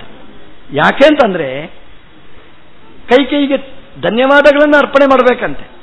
ಒಂದು ವೇಳೆ ಕೈಕೇಯಿ ರಾಮದೇವರನ್ನು ಸಿಂಹಾಸನದಲ್ಲಿಯೇ ಕೂಡು ಅಂತ ಕೂಡಿಸಿದ್ರೆ ಈ ಶಬರಿಯ ಕಥೆ ಏನಾಗ್ತಿತ್ತು, ಶಬರಿಯ ಅವಸ್ಥೆ ಏನಾಗ್ತಿತ್ತು? ಯಾಕಂದ್ರೆ ಶಬರಿ ಕಾಯ್ತಾ ಇದ್ಲು, ರಾಮನಿಗೋಸ್ಕರನೇ ಕಾದವಳು. ಎಷ್ಟು ಜನ್ಮದಿಂದ ಕಾದಿದ್ದಾಳೆ. ಒಬ್ಬ ಒಂಟಿ ಹೆಣ್ಮಗಳು. ವನೇ ಅತ್ರ ಸಾಭೂತ್ ಮತಂಗ ವಚಸ ವನೇ ಅತ್ರ ಸಾಭೂತ್ ಅಂತ ಆಚಾರ್ಯರು ಹೇಳ್ತಾರೆ. ಅವಳು ಮತಂಗ ಋಷಿಗಳ ಆಶ್ರಮದಲ್ಲಿ ಅವರ ಅನುಗ್ರಹದಿಂದ, ಅವರ ಮಾರ್ಗದರ್ಶನದ ಪ್ರಕಾರ, ಅವರು ಹೇಳಿದ ರೀತಿಯಲ್ಲಿ ಉಪಾಸನೆ ಮಾಡಿಕೊಂಡು ಕಾಡಲ್ಲಿ ವಾಸ ಮಾಡಿಕೊಂಡಿದ್ದವಳು. ನಿಜವಾಗಿ ಒಂಟಿ ಹೆಣ್ಣು ಎಲ್ಲಿಯೂ ಬದುಕುವ ಹಾಗಿಲ್ಲ. ಊರಲ್ಲೇ ಬದುಕಲಿಕ್ಕೆ ಸಾಧ್ಯ ಇಲ್ಲ, ಕಾಡಲ್ಲಿ ಹೇಗೆ? ವನೇ ಹೇಳ್ತಾರೆ, ಕಾಡಲ್ಲಿ ವಾಸ ಮಾಡಿಕೊಂಡಿದ್ಲಂತೆ. ಕಾಡು ಅಂದ್ರೆ ಇವತ್ತು ಕಾಡೇ ಇಲ್ಲ, ಆದರೆ ಇವತ್ತು ನಾಡೇ ಕಾಡಾಗಿ ಬಿಟ್ಟಿದೆ. ಅವತ್ತು ಕಾಡು ಅದು, ಆದರೆ ಅವಳನ್ನು ಕಾಡಲಿಲ್ಲ, ಏನು ಸಮಸ್ಯೆ ಆಗಲಿಲ್ಲ, ಆರಾಮವಾಗಿದ್ಲಂತೆ ಶಬರಿ. ಯಾಕೆ ಆರಾಮವಾಗಿದ್ಲು? ಆಚಾರ್ಯರು ಕೊಡುವ ಕಾರಣ ಮತಂಗ ವಚಸ, ಮತಂಗ ಋಷಿಗಳ ಮಾತಿನ ಪ್ರಕಾರ ಅತ್ರಸ ಅಭೂತ್, ಆರಾಮವಾಗಿದ್ಲು. ಮತಂಗ ಋಷಿಗಳ ಅಂದ್ರೆ ಜ್ಞಾನಿಗಳ ಮಾತಿಗೆ ಸರಿಯಾಗಿ ನಾವು ಇದ್ರೆ ಆರಾಮವಾಗಿರಬಹುದು ಅಂತ, ಟೆನ್ಷನ್ ಇರದೆ ಬದುಕಲಿಕ್ಕೆ ಸಾಧ್ಯ ಅಂತ. ಮತಂಗ ಋಷಿಗಳು ಒಳ್ಳೆಯ ಮಾರ್ಗದರ್ಶನ ಮಾಡಿದ್ದಾರೆ. ಮತಂಗ ಅಂದ್ರೆ ಏನು ಗೊತ್ತು? ಮತಂ ಗಚ್ಚತೀತಿ ಮತಂಗ ಭಗವತಃ ವಾಯೋಶ್ಚ ಮತಂ ಗಚ್ಚತಿ. ಹರಿವಾಯಿಗಳಿಗೆ ಯಾವುದು ಸಮ್ಮತ ಅದನ್ನು ತಿಳ್ಕೊಂಡವರು ಮತಂಗ ಋಷಿಗಳು, ಮಹಾಜ್ಞಾನಿಗಳು. ಯಾವುದು ರಾಮನಿಗೆ ಸಮ್ಮತ, ಯಾವುದು ವಾಯುದೇವರಿಗೆ ಸಮ್ಮತ ಅದನ್ನು ತಿಳ್ಕೊಂಡ ಮಹಾಜ್ಞಾನಿಗಳು ಮತಂಗ ಋಷಿಗಳು. ಹಾಗಾಗಿ ಮತಂಗ ಋಷಿಗಳಿಗೆ ಗೊತ್ತಿತ್ತು ಶಬರಿ ಯಾರು, ಅವಳಿಗೆ ಏನಾಗಬೇಕು, ಯಾರು ಅನುಗ್ರಹ ಮಾಡುವವರು. ಮತಂಗ ಋಷಿಗಳು ಮೊದಲೇ ಹೇಳಿದ್ರಂತೆ ಶಬರಿಗೆ, ಶಬರಿ, ರಾಮದೇವರು ಬರ್ತಾರೆ, ಅನುಗ್ರಹ ಮಾಡ್ತಾರೆ, ನಿನ್ನ ಉದ್ಧಾರ ರಾಮನಿಂದ ಅಂತ. ಎರಡು ಪ್ರಶ್ನೆ. ಮತಂಗ ಋಷಿಗಳಿಗೆ ಹೇಗೆ ಗೊತ್ತಾಯಿತು ಅಂತ, ಶಬರಿ ಹೇಗೆ ನಂಬಿದ್ಲು ಅಂತ ಎರಡು ಪ್ರಶ್ನೆ. ಅದಕ್ಕೆ ಉತ್ತರ, ಮತಂಗ ಋಷಿಗಳು ಭಗವಂತನ ಮತವನ್ನು ತಿಳ್ಕೊಂಡವರು. ಇವತ್ತು ನಮಗೆ ಬೇಕಾದಷ್ಟು ವಿದ್ಯುನ್ ಮಾಧ್ಯಮಗಳಿವೆ, ಆದರೆ ತಿಳಿಲಿಕ್ಕೇ ಆಗುವುದಿಲ್ಲ, ತಿಳಿಬಾರದ್ದೇ ತಿಳಿಯುತ್ತೆ. ಯಾರೊಬ್ಬರು ಹೇಳಿದರು, ಮೊಬೈಲ್ ಇದ್ದದ್ರಿಂದ ತುಂಬ ತೊಂದರೆ ಆಗಿದೆ ರೀ. ಮೊದಲು ನಾನು ಇಲ್ಲಿದ್ದದ್ದೇ ಗೊತ್ತಾಗ್ತಿರಲಿಲ್ಲ, ಈ ಮೊಬೈಲ್ ಬಂದ ಮೇಲೆ ನಾನು ಎಲ್ಲಿ ಹೋದ್ರೂ ಗೊತ್ತಾಗುತ್ತೆ, ಇವರು ಎಲ್ಲಿ ಅಂತ ಅಡ್ರೆಸ್ ಹೇಳುತ್ತೆ. ಅದು ತಮಿಳಲ್ಲಿ ಹೇಳುತ್ತೆ, ಓ ತಮಿಳ್ನಾಡಲ್ಲಿ ಇದ್ದಾರೆ ಇವರು ಅಂತ ಗೊತ್ತಾಗಿ ಬಿಡುತ್ತೆ, ಅದು ಗುಟ್ಟು ಅಂತ. ನಾನು ಕರ್ನಾಟಕದಲ್ಲಿದ್ದೇನೆ ಅಂತ ಹೇಳಲಿಕ್ಕೆ ಆಗುವುದಿಲ್ಲ. ಅಂದ್ರೆ ಯಾವುದು ತಿಳಿಬಾರದು ಅದು ತಿಳಿಯುತ್ತದೆ, ಯಾವುದು ತಿಳಿಬೇಕದು ಗೊತ್ತೇ ಆಗುವುದಿಲ್ಲ. ಯಾಕೆಂದ್ರೆ ಭಗವಂತನ ಜ್ಞಾನಕ್ಕೆ ಅದು ಪ್ರತಿಬಂಧಕವಾದ್ದು. ಒಬ್ಬ ಅಂತೂ ಉಪನ್ಯಾಸಕ್ಕೆ ಕೂತಿದ್ದ, ಕೈಯಲ್ಲಿ ಹಿಡ್ಕೊಂಡಿದ್ದ. ನಾನೇನು ತಿಳ್ಕೊಂಡಿದ್ದೇನೆ ಅಂದ್ರೆ ನಾನು ಉಪನ್ಯಾಸವನ್ನೇ ರಿಕಾರ್ಡ್ ಮಾಡ್ತಾನೆ ಅಂತ. ಕೊನೆಗೆ ಕೇಳಿದೆ, ಎಂಥದ್ದು ಮಾರಾಯ ಅಂತ. ಅದು ಮೊಬೈಲಲ್ಲಿ ನಾನು ಮಾತಾಡ್ತಾ ಇದ್ದೆ ಅಂತ ಹೇಳ್ದ. ಅವನಿಗೆ ಏನು ಅಂದ್ರೆ ಅವನಿಗೆ ಮಾಧ್ಯಮ ಪುರ್ಸೋದೇ ಇಲ್ಲ ಅವನಿಗೆ. ಅಂತಹ ಪ್ರಪಂಚ ಇವತ್ತು. ಅಂದ್ರೆ ಎಷ್ಟು ಮಾಧ್ಯಮ ಬೆಳೆದರೂ ಕೂಡ ಅದು ಅದರ ಶಕ್ತಿ ಮಾತ್ರ ಕುಂಠಿತ. ಆದರೆ ಅವತ್ತಿನ ಮಾಧ್ಯಮ ಎಷ್ಟು ದೊಡ್ಡದು ಗೊತ್ತಾ? ಇಂತಹ ಮಾಧ್ಯಮ ಇರಲಿಲ್ಲ, ಆದರೆ ಬೇರೆ ಜ್ಞಾನ ಮಾತ್ರ ಚೆನ್ನಾಗಿತ್ತು. ಅಂದ್ರೆ ಮತಂಗ ಋಷಿಗಳು ಉದಾಹರಣೆ, ಅವರು ಮೊಬೈಲ್ ಇರಲಿಲ್ಲ, ರಾಮ ಮೊಬೈಲಲ್ಲಿ ಫೋನ್ ಮಾಡಲಿಲ್ಲ, ಮೆಸೇಜ್ ಕೊಡಲಿಲ್ಲ ಅವನು. ಆದರೆ ಅವನಿಗೆ ಗೊತ್ತಿತ್ತು ಮತಂಗಚ್ಚತಿ, ರಾಮದೇವರ ಮತ ಏನು ಅಂತ ಗೊತ್ತಿತ್ತು. ರಾಮದೇವರು ಬರ್ತಾರೆ, ಶಬರಿಯ ಉದ್ಧಾರಕ್ಕೋಸ್ಕರನೇ ಬರ್ತಾರೆ, ಗೊತ್ತಿತ್ತು ಅವರಿಗೆ. ಅಂದ್ರೆ ನಾವು ಏನಾಗಿದೆ ಅಂತಂದ್ರೆ ಹೊರಗಿನ ಮಾಧ್ಯಮ ಹಿಡ್ಕೊಂಡು ಒಳಗಿನ ಮಾಧ್ಯಮ ಕಳ್ಕೊಂಡಿದ್ದೆವು. ಹಿಂದಿನ ಕಾಲದಲ್ಲಿ ಗೊತ್ತಾಗ್ತಿತ್ತು. ನಮ್ಮ ಅಜ್ಜಿ ಹೇಳ್ತಿದ್ರು, ಇವತ್ತು ಬರ್ತಾನೆ, ಇವತ್ತು ನನಗೆ ಗೊತ್ತಾಯಿತು ಅಂತ. ಹೇಗಜ್ಜಿ ಅಂತ ಕೇಳಿದ್ರೆ, ಇವತ್ತರಿಗೆ ಬಾಯಿ ತೆರೀತಿತ್ತು, ಆಕಳಿಸ್ತು, ಮೂಗು ತುರಿಸ್ತು, ಏನೋ ಹೇಳ್ತಿದ್ರು ಅವ್ರ ಕಾರಣ. ನೀನು ಬರ್ತಿದ್ದು ಗೊತ್ತಾಯಿತು ಅಂತ. ಅಂದ್ರೆ ಹಿಂದಿನ ಕಾಲದಲ್ಲಿ ಶಕುನದಿಂದ ತಿಳ್ಕೊಳ್ತಿದ್ರು. ಇವತ್ತು ಶಕುನ ಎಲ್ಲ ಹೋಗಿಬಿಟ್ಟಿದೆ, ಇವತ್ತು ಶಕುನಿಗಳೇ ಇರುವುದು ಇವತ್ತು. ಅಂದ್ರೆ ಆ ಮಾಧ್ಯಮದಿಂದಾಗಿ, ಹೊರಗಿನ ಮಾಧ್ಯಮದಿಂದ ಒಳಗಿನ ಶಕ್ತಿ, ಆ ಇಂಟ್ಯೂಷನ್ ನಾವು ಕಳ್ಕೊಂಡಿದ್ದೇವೆ. ಮತಂಗ ಋಷಿಗಳಿಗೆ ಇಂಟ್ಯೂಷನ್ ಇತ್ತು, ತಪಸ್ಸಿನ ಸಾಮರ್ಥ್ಯ ಇತ್ತು, ಅದರಿಂದ ಎಲ್ಲವನ್ನೂ ತಿಳ್ಕೊಂಡಿದ್ರು. ಅದರಿಂದ ಮತಂಗ ಋಷಿಗಳು ಮಹಾಜ್ಞಾನಿಗಳು. ಹಾಗಾಗಿ ವಾಯುದೇವರ ಅನುಗ್ರಹ ಪಾತ್ರರಾದವರು. ಹಾಗಾಗಿ ರಾಮನ ಎಚ್ಚರ ಅವರಿಗಿತ್ತು. ಅದನ್ನು ಶಬರಿಗೆ ಹೇಳಿದರು, ಅಮ್ಮ, ರಾಮ ಸರ್ವೋತ್ತಮನಾದವ, ಬರ್ತಾನೆ, ನಿನಗೋಸ್ಕರ ಬರ್ತಾನೆ ಅನುಗ್ರಹ ಮಾಡಲಿಕ್ಕೆ ಅಂತ. ಆ ಮಾತಿನಿಂದ ಶಬರಿ ಅನಾಯಾಸವಾಗಿದ್ಲಂತೆ. ಅಲ್ರಿ, ಮತಂಗ ಋಷಿಗಳು ಹೇಳಿದ್ರೆ ಆ ಶಬರಿಗೆ ಯಾಕೆ ಟೆನ್ಷನ್ ಇರಲಿಲ್ಲ ಅಂತ. ಅದು ಕಾಲ ಅವತ್ತಿನದ್ದು ಹಾಗೆ. ಗುರುಗಳು ಅಂತ ಒಪ್ಪಿಕೊಂಡ್ರೆ ಅವರು ಹೇಳಿದ್ರೆ ಮತ್ತೆ ಟೆನ್ಷನ್ ಇಲ್ಲ. ಅವರು ಹೇಳಿದ್ರಂದ್ರೆ ಮತ್ತೆ ಹತ್ರ ಉದ್ವೇಗಕ್ಕೆ ಅವಕಾಶನೇ ಇಲ್ಲ ಅಂತೆ. ಅಂದ್ರೆ ಅವರು ಹೇಳಿದ್ರಂದ್ರೆ ಕರಾರುವಾಕ್ಕಾಗಿ ಹೇಳ್ತಾರೆ, ಉದ್ಧಾರಕ್ಕೋಸ್ಕರ ಇರುವವರು ಅಂತ. ಇವತ್ತು ಯಾರು ಹೇಳಿದ್ರೂ ವಿಶ್ವಾಸ ಇಲ್ಲ. ಯಾಕಂದ್ರೆ ಎಲ್ಲರ ಬಗ್ಗೆಯೂ ನಮಗೆ ಸಂಶಯ, ಆಚಾರ್ಯರ ಬಗ್ಗೆಯೂ ಸಂಶಯನೇ. ಆ ಮತಂಗ ಋಷಿಗಳಲ್ಲಿ ವಿಶ್ವಾಸ ಮಾಡಿದ್ಲು ಶಬರಿ. ರಾಮ ಬರ್ತಾನೆ ಅಂತ ನಂಬಿದ್ಲು. ಕಾಡಲ್ಲಿ ಮೃಗಗಳು ಸಂಚಾರ ಮಾಡಿದರೂ ಭಯಕ್ಕೆ ಅವಕಾಶ ಇರಲಿಲ್ಲ. ಹುಲಿ, ಸಿಂಹ, ಚೇಳು ಎಲ್ಲ ಉರಗ ಜಂತುಗಳು, ವಿಷಜಂತುಗಳೆಲ್ಲ ಇತ್ತು. ಅತ್ರ ಸಹ ಅಲ್ಲಿಗೆ ಉದ್ವೇಗಕ್ಕೆ ಅವಕಾಶ ಇರಲಿಲ್ಲ. ಯಾಕೆ ಅಂತಂದ್ರೆ ಶಬರಿಯ ಉದ್ಧಾರಕ್ಕೆ ರಾಮ ಬರ್ತಾನೆ ಅಂತಾದ್ರೆ ಚೇಳು ನನಗೇನು ಮಾಡ್ತದೆ, ಹಾವಿಯಲ್ಲಿ ಕಚ್ಚುತ್ತೆ, ಸಿಂಹ ನನ್ನನ್ನು ಯಾಕೆ ತಿಂತದೆ, ತಿಂದ್ರೆ ರಾಮ ಇಲ್ಲಿ ಯಾಕೆ ಬರ್ತಾನೆ? ರಾಮ ಬರುವುದು ಗ್ಯಾರಂಟಿ ಅಂತಾದ್ರೆ ಈ ಹುಲಿ, ಮೃಗ, ಚೇಳು ನನ್ನನ್ನು ಕಚ್ಚುವುದಿಲ್ಲ, ನನಗೆ ಸಾವು ಬರುವುದಿಲ್ಲ, ಯಾರು ನನಗೆ ತೊಂದರೆ ಮಾಡಲಿಕ್ಕೆ ಸಾಧ್ಯ ಇಲ್ಲ ಅನ್ನುವ ಖಚಿತವಾದ ನಿಶ್ಚಯ ಅವಳಿಗಿತ್ತು. ಯಾಕೆ ಅಂತಂದ್ರೆ ಮತಂಗ ಋಷಿಗಳ ಮಾತಿನ ಮೇಲೆ ಅವಳಿಗಿರ್ತಕ್ಕಂತಹ ಅತ್ಯಂತ ದಾರ್ಢ್ಯ, ವಿಶ್ವಾಸ. ಹಾಗಾಗಿ ನಾವು ಆಚಾರ್ಯರಲ್ಲಿ ನಾವು ವಿಶ್ವಾಸ ಮಾಡಿದರೆ ಆಚಾರ್ಯರು ನಮ್ಮನ್ನು ಅನುಗ್ರಹ ಮಾಡ್ತಾರೆ. ನಮ್ದು ನಂಬಿಕೆ ಹೇಗೆ ಹಾಗೆ ದೇವರದ್ದು, ಗುರುಗಳದ್ದು ಅನುಗ್ರಹ. ಆಚಾರ್ಯರ ಮೇಲೆ ವಿಶ್ವಾಸ, ದೃಢವಾದ ವಿಶ್ವಾಸ ಇದ್ರೆ, ಆಚಾರ್ಯರು ಸರ್ವಮೂಲದಲ್ಲಿ ಏನು ಹೇಳಿರ್ತಾರೆ ಅದು ಸತ್ಯ ಅಂತ ನಾವು ನಂಬಿದ್ರೆ ಆಚಾರ್ಯರು ನಮ್ಮನ್ನು ಕೈ ಹಿಡಿದುಕೊಂಡು ದೇವರ ಹತ್ರ ಕರ್ಕೊಂಡು ಹೋಗೋದು ಗ್ಯಾರಂಟಿ. ಅದರಲ್ಲಿಯೇ ನಿಮಗೆ ಸಂಶಯ ಆದರೆ ಇಲ್ಲೇ ಬಿದ್ದುಕೊಂಡು ನಾವಿರ್ಬೇಕು. ಶಬರಿ ಅಷ್ಟು ನಂಬಿದ್ದಕ್ಕೆ ಮತಂಗ ವಚಸ ವನೇ ಅತ್ರ ಸಾಭೂತ್. ತ್ರಸಿ ಉದ್ವೇಗ ಇಲ್ಲದೆ ನಿಶ್ಚಿಂತನಾಗಿ ಅವಳು ಶಬರಿ ಅಲ್ಲಿ ಇದ್ಲು. ಹಾಗಾಗಿ ರಾಮದೇವರು ಬಂದ. ದೇವರು ಬರಬೇಕಾದ್ರೆ ದೇವರು ಹಾಗೆ ಬರುವುದಿಲ್ಲ ಅಂತೆ. ಬರಬೇಕಾದ್ರೆ ಅದಕ್ಕೆ ಮೊದಲು ತಯಾರಿಕೆ ನಡೀಬೇಕು. ಎಲ್ಲಿಯಾದರೂ ಅಷ್ಟೇ ದೇವರು ಬರ್ತಾರೆ, ನೀವು ರಂಗವಲ್ಲಿ ಬರೆದ್ರೆ, ಶುದ್ಧ ಮಾಡಿದರೆ ದೇವರು ಬರ್ತಾನೆ. ದೇವರು ಬರೋದಕ್ಕಿಂತ ಮುಂಚೆ ಗುರುಗಳು ಬರಬೇಕಂತೆ. ಗುರುಗಳು ಬಂದು ಶುದ್ಧಿ ಮಾಡಬೇಕಂತೆ. ಗುರುಗಳು ಬಂದು ಸುದ್ದಿ ಮಾಡಬೇಕಂತೆ ದೇವರು ಬರುವುದು. ಆಮೇಲೆ ದೇವರು ಬರುವುದಂತೆ. ಹಾಗೆ ಎಲ್ಲಿವರೆಗೆ ಗುರುಗಳು ಶುದ್ಧಿ ಮಾಡುವುದಿಲ್ಲ, ಸುದ್ದಿ ಮಾಡುವುದಿಲ್ಲ, ಅಲ್ಲಿವರೆಗೆ ಪರಿಶುದ್ಧನಾದ ದೇವರು ಬರುವುದಿಲ್ಲ. ಇದು ಗ್ಯಾರಂಟಿ. ನನಗೆ ಮಧ್ವಾಚಾರ್ಯರು ಬೇಡ, ಟೀಕಾಚಾರ್ಯರು ಬೇಡ, ವಾದಿರಾಜರು ಬೇಡ, ರಘುತ್ತಮರು ಬೇಡ, ರಾಯರು ಬೇಡ ಅಂತ ಹೇಳಿದ್ರೆ ದೇವರು ಬರುವುದಿಲ್ಲ ಅಂತ. ದೇವರು ಬರಬೇಕು, ಗುರುಗಳು ನಮ್ಮ ಹತ್ರ ಬರಬೇಕು. ಗುರುಗಳು ಬಂದು ನಮ್ಮ ಕಿವಿಗೆ ಶಬ್ದ ಹಾಕಬೇಕು. ಅವರು ಹಾಕಿದ ಶಬ್ದದಿಂದ ನಮ್ಮ ಮನಸ್ಸು ಶುದ್ಧ ಆಗಬೇಕು. ಶುದ್ಧ ಆಗಿ ಭಗವಂತನಲ್ಲಿ ಮನಸ್ಸು ನೆಲೆಗೊಳ್ಳಬೇಕು. ಆಮೇಲೆ ದೇವರು ಬರ್ತಾನೆ. ದೇವರು ಶಬರಿ ಹತ್ರ ಯಾಕೆ ಬಂದ? ಮತಂಗ ವಚಸ ಅಂತ ಹೇಳ್ತಾರೆ. ಮತಂಗ ಋಷಿಗಳು ಅವಳಿಗೆ ಸರಿಯಾದ ಜ್ಞಾನವನ್ನು ಮುಟ್ಟಿಸಿದ್ದಾರೆ. ರಾಮ ಅಂದರೆ ಹೇಗಿರ್ತಾನೆ ಅನ್ನುವ ಜ್ಞಾನವನ್ನು ಮೂಡಿಸಿದ್ರು. ರಾಮನ ಸ್ವರೂಪದ ಜ್ಞಾನವನ್ನು ಉಂಟು ಮಾಡಿಕೊಟ್ಟಿದ್ರು. ರಾಮನ ಜ್ಞಾನ ನಿಷ್ಕೃಷ್ಟವಾದ ಜ್ಞಾನ ಇತ್ತು, ಪರಿಶುದ್ಧವಾದ ಜ್ಞಾನ ಇತ್ತು.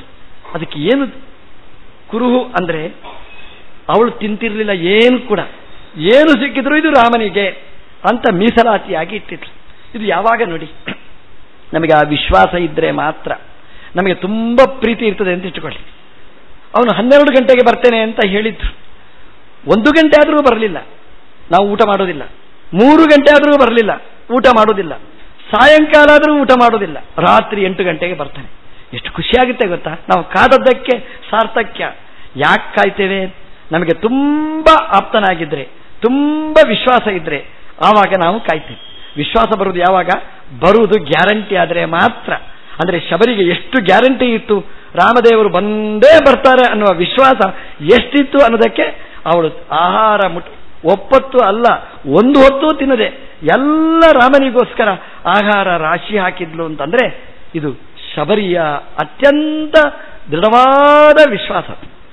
ಇವತ್ತು ನಾವು ಕೇಳ್ತೇವೆ ರಾಮ ಇದ್ದಾನೆ ಅನ್ನೋದಕ್ಕೆ ಏನು ಪುರಾವೆ ಅಂತ ಕೇಳಲಿಕ್ಕೆ ಹೋಗಿದ್ದೇವೆ. ಶಬರಿಯಲ್ಲಿ ನಾವು ಎಲ್ಲಿ ಅಂತ ನಾವು ಚಿಂತನೆ ಮಾಡಬೇಕಾದ್ದು. ರಾಮ ಎಲ್ಲಿ ಅಂತ ಕೇಳಿದ್ರೆ ರಾಮ ಹೇಳ್ತಾನೆ ನಾನು ಅಲ್ಲಿ ಅಂತ. ಇಲ್ಲಿ ಬರುವುದೇ ಇಲ್ಲ. ಶಬರಿ ಹೇಳಿದ್ಲು ರಾಮ ಎಲ್ಲಿ ಅಂತ ಕೇಳಲಿಲ್ಲ, ರಾಮ ಇಲ್ಲಿ ಅಂತ ಚಿಂತನೆ ಮಾಡಿದ್ಲು. ರಾಮ ಅಲ್ಲಿಗೆ ಧಾವಿಸಿದ. ಹೀಗೆ ಮತಂಗ ಋಷಿಗಳ ಮತಕ್ಕೆ ಅನುಗುಣವಾಗಿ ಅತ್ಯಂತ ಶ್ರದ್ಧೆಯಿಂದ, ಭಕ್ತಿಯಿಂದ, ಪ್ರೀತಿಯಿಂದ, ಸಮರ್ಪಣಾ ಮನೋಭಾವದಿಂದ ಸೇವೆ ಮಾಡಿದ್ಲು. ಮತಂಗ ಋಷಿಗಳ ಮಾತನ್ನು ಕೇಳಿದ್ಲು, ಅದನ್ನು ಮನನೆ ಮಾಡಿದ್ಲು, ಅದನ್ನು ಧ್ಯಾನ ಮಾಡಿದ್ಲು. ರಾಮ ಅಂದರೆ ಹೇಗಿರ್ತಾನೆ ಅಂತ ರಾಮದೇವರು ಪ್ರತ್ಯಕ್ಷ ಆದರು. ಉಪನಿಷತ್ತು ಹೇಳ್ತದೆ, ಆತ್ಮಾವಾರೇ ದ್ರಷ್ಟವ್ಯ ಶ್ರೋತವ್ಯೋ ಮಂತವ್ಯೋ ನಿಧಿಧ್ಯಾಸಿತವ್ಯ. ದೇವರು ದರ್ಶನ ಕೊಡಬೇಕಾಗಿದ್ರೆ ಏಕಾಏಕಿಯಾಗಿ ದರ್ಶನ ಕೊಡೋದಿಲ್ಲ, ದ್ರಷ್ಟವ್ಯ ಅಂತ ಹೇಳಿದರು. ಆದರೆ ದ್ರಷ್ಟವ್ಯ ದರ್ಶನ ಕೊಡಬೇಕಾದ್ರೆ ಶ್ರೋತವ್ಯ ಮಂತವ್ಯ ನಿಧಿಧ್ಯಾಸಿತವ್ಯ. ಶ್ರವಣ ಮಾಡು, ಮನನ ಮಾಡು, ಧ್ಯಾನ ಮಾಡು. ಇದು 3 ಇಲ್ಲದೆ ಭಗವಂತನ ದರ್ಶನ ಅಸಾಧ್ಯ ಅಂತ ಹೇಳಿದರು. ನಮಗೆಲ್ಲ ಏನು ಅಂತಂದ್ರೆ ದೇವರಿದ್ರೆ ಕಾಣಿಸ್ಲಿ ಅಂತ. ಅದೇನು ಡ್ರಾಮನ, ನಾಟಕನ? ನಾಟಕದಲ್ಲಿ ಆದರೆ ಹಾಗೆ, ಅಲ್ಲಿ ಡೈರೆಕ್ಟರ್ ಇರ್ತಾನೆ, ಹೇಳ್ತಾರೆ ರಾಮ ಕಮ್ ಅಂತ, ಬರ್ತಾನೆ ರಾಮ, ಔಟ್ ಹೋಗು ಅಂದರೆ ಹೋಗ್ತಾನೆ.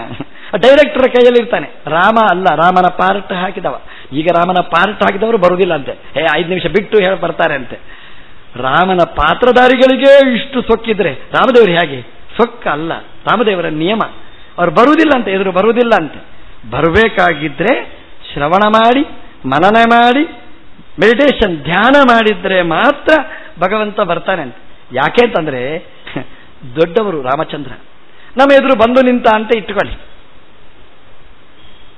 ನೀವು ಕೇಳ್ತೇನೆ ನೀನು ಯಾರು? ಅಲ್ಲ, ನಮ್ದು ದುರ್ಬುದ್ಧಿ ಅದೊಂದು. ಯಾರು ಸಿಕ್ಕಿದ್ರೆ ನೀನು ಯಾರು ಅಂತ ಕೇಳ್ತೇನೆ.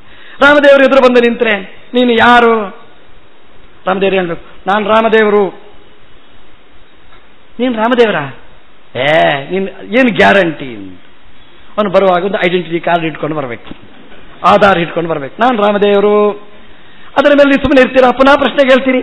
ಇದು ಆಧಾರ ನಿಂದೆ ಅನ್ನೋದಕ್ಕೆ ಏನು ಆಧಾರ? ಗ್ಯಾರಂಟಿ. ಇನ್ನೊಂದು ಆಧಾರ ಮುಗಿಯುವಂತಹದ್ದ. ಹಾಗಾಗಿ ದೇವರು ಹೇಳಿದ ಈ ಕೆಲಸನೇ ಬೇಡ, ಎದುರೇ ಬರುವುದಿಲ್ಲ ಅಂತ. ಯಾವಾಗ ಬರ್ತೇನೆ ಅಂತಂದ್ರೆ ನಿಮ್ಗೆ ಗೊತ್ತಾಗಿರ್ಬೇಕು. ರಾಮ ನೋಡಿದ ಕೂಡಲೇ ರಾಮ ಹೌದು ಅಂತ ಗೊತ್ತಾಗಬೇಕು, ಆಮೇಲೆ ಬಂದ್ರೆ ಸಾಕು ಅಂತ. ಹಾಗಾಗಿ ದೇವರು ಬರಬೇಕಾದ್ರೆ ಮೊದಲು ಗುರುಗಳು ಬಂದು ಹೇಳ್ತಾರೆ ದೇವರು ಅಂದ್ರೆ ಹೇಗಿರ್ತಾನೆ ಅಂತ. ಅವನ ಸುದ್ದಿ ಮಾಡ್ತಾರೆ, ಅವರ ಬಗ್ಗೆ ಎಲ್ಲ ಹೇಳ್ತಾರೆ. ಹೇಳಿದ್ರೆ ಸಾಕಾಗುವುದಿಲ್ಲ, ನಿನ್ನೆ ಹೇಳಿದ್ದು ನಿನ್ನೆನೇ ಮರೆತು ಹೋಗಿರ್ತದೆ, ದೇವರು ಬರೋ ತರಕೆಯಲ್ಲಿ ಉಳಿದಿರ್ತದೆ. ಹಾಗಾಗಿ ಮನನೆ ಮಾಡಿ ಅಥವಾ ಬ್ರಹ್ಮ ಜಿಜ್ಞಾಸ ಅಂತ ಹೇಳಿದರು. ಮನನೆ ಮಾಡಿದ ಮೇಲೆ ಸಂಶಯ, ಸಾವಿರಾರು ಹಾಗೋ ಹೀಗೋ ಸಂಶಯಗಳಿರ್ತದೆ. ಧ್ಯಾನ ಮಾಡಿ, ಅದರಲ್ಲಿ ಧ್ಯಾನ ನಿಶ್ಚಿತ ತತ್ವಸ್ಯ, ತತ್ವ ನಿಷ್ಠೆಯಾಗಿ ನೀವು ಧ್ಯಾನ ಮಾಡಿದರೆ ಆತ್ಮಾವ ಅರೇ ದ್ರಷ್ಟವ್ಯ, ಭಗವಂತನ ದರ್ಶನ ಆಗುತ್ತದೆ, ದೇವರನ್ನು ನೋಡಲಿಕ್ಕೆ ಸಾಧ್ಯ ಅಂತ. ಶಬರಿ ಹಾಗೆ ಎಲ್ಲ ಮಾಡಿದ್ಲು. ಮತಂಗ ಋಷಿಗಳ ವಾಕ್ಯದ ಪ್ರಕಾರ ಎಲ್ಲ ಶ್ರವಣ ಮಾಡಿದ್ದಾಳೆ, ಅವಳಿಗೆ ಯೋಗ್ಯವಾದ ಉಪಾಸನೆ ಮಾಡಿದ್ಲೆ. ಅದಕ್ಕೆ ಸರಿಯಾಗಿರ್ತಕ್ಕಂತಹ ಧ್ಯಾನ ಮಾಡಿದ್ದಕ್ಕೆ ರಾಮ ಅವಳ ಮುಂಭಾಗದಲ್ಲಿ ಪ್ರತ್ಯಕ್ಷ ದರ್ಶನ ಕೊಟ್ಟ. ದೇವರೇ ಬಂದು ನಿಂತ ಅಂತೆ ಶಬರಿ. ದೇವರು ಅವಳಿಗೆ ಅನುಗ್ರಹ ಮಾಡಿದ, ಕೊಟ್ಟನ್ನು ತೆಕೊಂಡ. ಅದಕ್ಕೆ ಏನು ಬೇಕೋ ಅದನ್ನು ಕೊಟ್ಟ ಅಂತೆ ಭಗವಂತ. ದೇವರದು ಕ್ರಮ ಹಾಗೆ, ತೆಕೊಳ್ತಾನೆ ಕೊಡ್ತಾನೆ. ತೆಕೊಳ್ಳುವುದು ಅಲ್ಪವಾದ್ದು, ಕೊಡುವುದು ಅಪರಿಮಿತವಾದ್ದು. ಸ್ವೀಕಾರ ಮಾಡುವುದು ಅಲ್ಪ, ಕೊಡುವುದು ಅನಂತ. ಅಕ್ಷಯಂ ಕರ್ಮ ಯಸ್ಮಿನ್ ಪರೇ ಸ್ವರ್ಪಿತಂ. ಶಬರಿ ಕೊಟ್ಟದ್ದು ಏನು? 10 ಹಣ್ಣುಗಳು. ಆದರೆ ದೇವರು ಕೊಟ್ಟದ್ದು ಶಬರಿಗೆ 10 ಹಣ್ಣು ಅಲ್ಲ, ಅನಂತ ಕಾಲದ ತನಕ ಸುಖದ ಹಣ್ಣನ್ನು ಭಗವಂತ ಅವಳಿಗೆ ಅನುಗ್ರಹಿಸಿದ. ಖರ್ಚಾಗದೇ ಇದ್ದ ಹಣ್ಣನ್ನು ಕರುಣಿಸಿದ ಭಗವಂತ. ಅದು ತಿಂದರೆ ಖಾಲಿಯೇ ಆಗುವುದಿಲ್ಲ. ಮೋಕ್ಷದ ಹಣ್ಣನ್ನು ಭಗವಂತ ಅನುಗ್ರಹಿಸಿದಂತೆ. ದೇವರು ಬರಲಿಕ್ಕೆ ತಡ ಅಂತ. ದೇವರು ಬಂದ್ರೆ ತಾವದೇವ ಚಿರಂ ಯಾವನ್ನ ವಿಮೋಕ್ಷೆ ಅತ ಸಂಪಸ್ಯತೆ. ಭಗವಂತನ ಚಿತ್ತಕ್ಕೆ ಬಂತು, ದೇವರು ಕರುಣಿಸಿದ, ನಮಗೆ ಬೇಕಾದ್ದೆಲ್ಲ ಸಿಗ್ತದೆ, ದುಃಖ ಎಲ್ಲ ಪರಿಹಾರ ಆಗ್ತದೆ. ಭಗವಂತ ಶಬರಿಯನ್ನು ಉದ್ಧಾರ ಮಾಡಿದ ಆ ಕಥೆ. ದೇವರಿಗೆ ಉದ್ಧಾರ ಮಾಡಬೇಕಾದ್ರೆ ಗಂಡಸರೇ ಆಗಬೇಕು, ಸ್ವಾಮಿಗಳೇ ಆಗಬೇಕು ಅಂತ ನಮ್ಮ ಸಿದ್ಧಾಂತ ಅಲ್ಲ. ದೇವರು ಅನುಗ್ರಹ ಮಾಡಬೇಕಾಗಿದ್ರೆ ಸನ್ಯಾಸದಿಂದಲೇ ಮೋಕ್ಷ, ಗಂಡಸರಿಗೇ ಮೋಕ್ಷ, ಇದು ನಮ್ಮ ಸಿದ್ಧಾಂತ ಅಲ್ಲ. ನಮ್ಮ ಆಚಾರ್ಯರ ಸಿದ್ಧಾಂತ ಅದು ಹೆಂಗಸರಿಗೂ ಮೋಕ್ಷ, ಹೆಣ್ಮಕ್ಕಳಿಗೂ ಮೋಕ್ಷ ಅಂತ ಹೇಳಿದ ದೊಡ್ಡ ಆಚಾರ್ಯರು ನಮ್ಮ ಜಗದ್ಗುರುಗಳು ಮಧ್ವಾಚಾರ್ಯರು ಹೇಳಿರ್ತಕ್ಕಂಥ ದೊಡ್ಡ ಸಂದೇಶ. ಗಂಡಸರಿಗೆ ಎಲ್ರಿಗೂ ಮೋಕ್ಷ ಅಂತ ಹೇಳಿಲ್ಲ.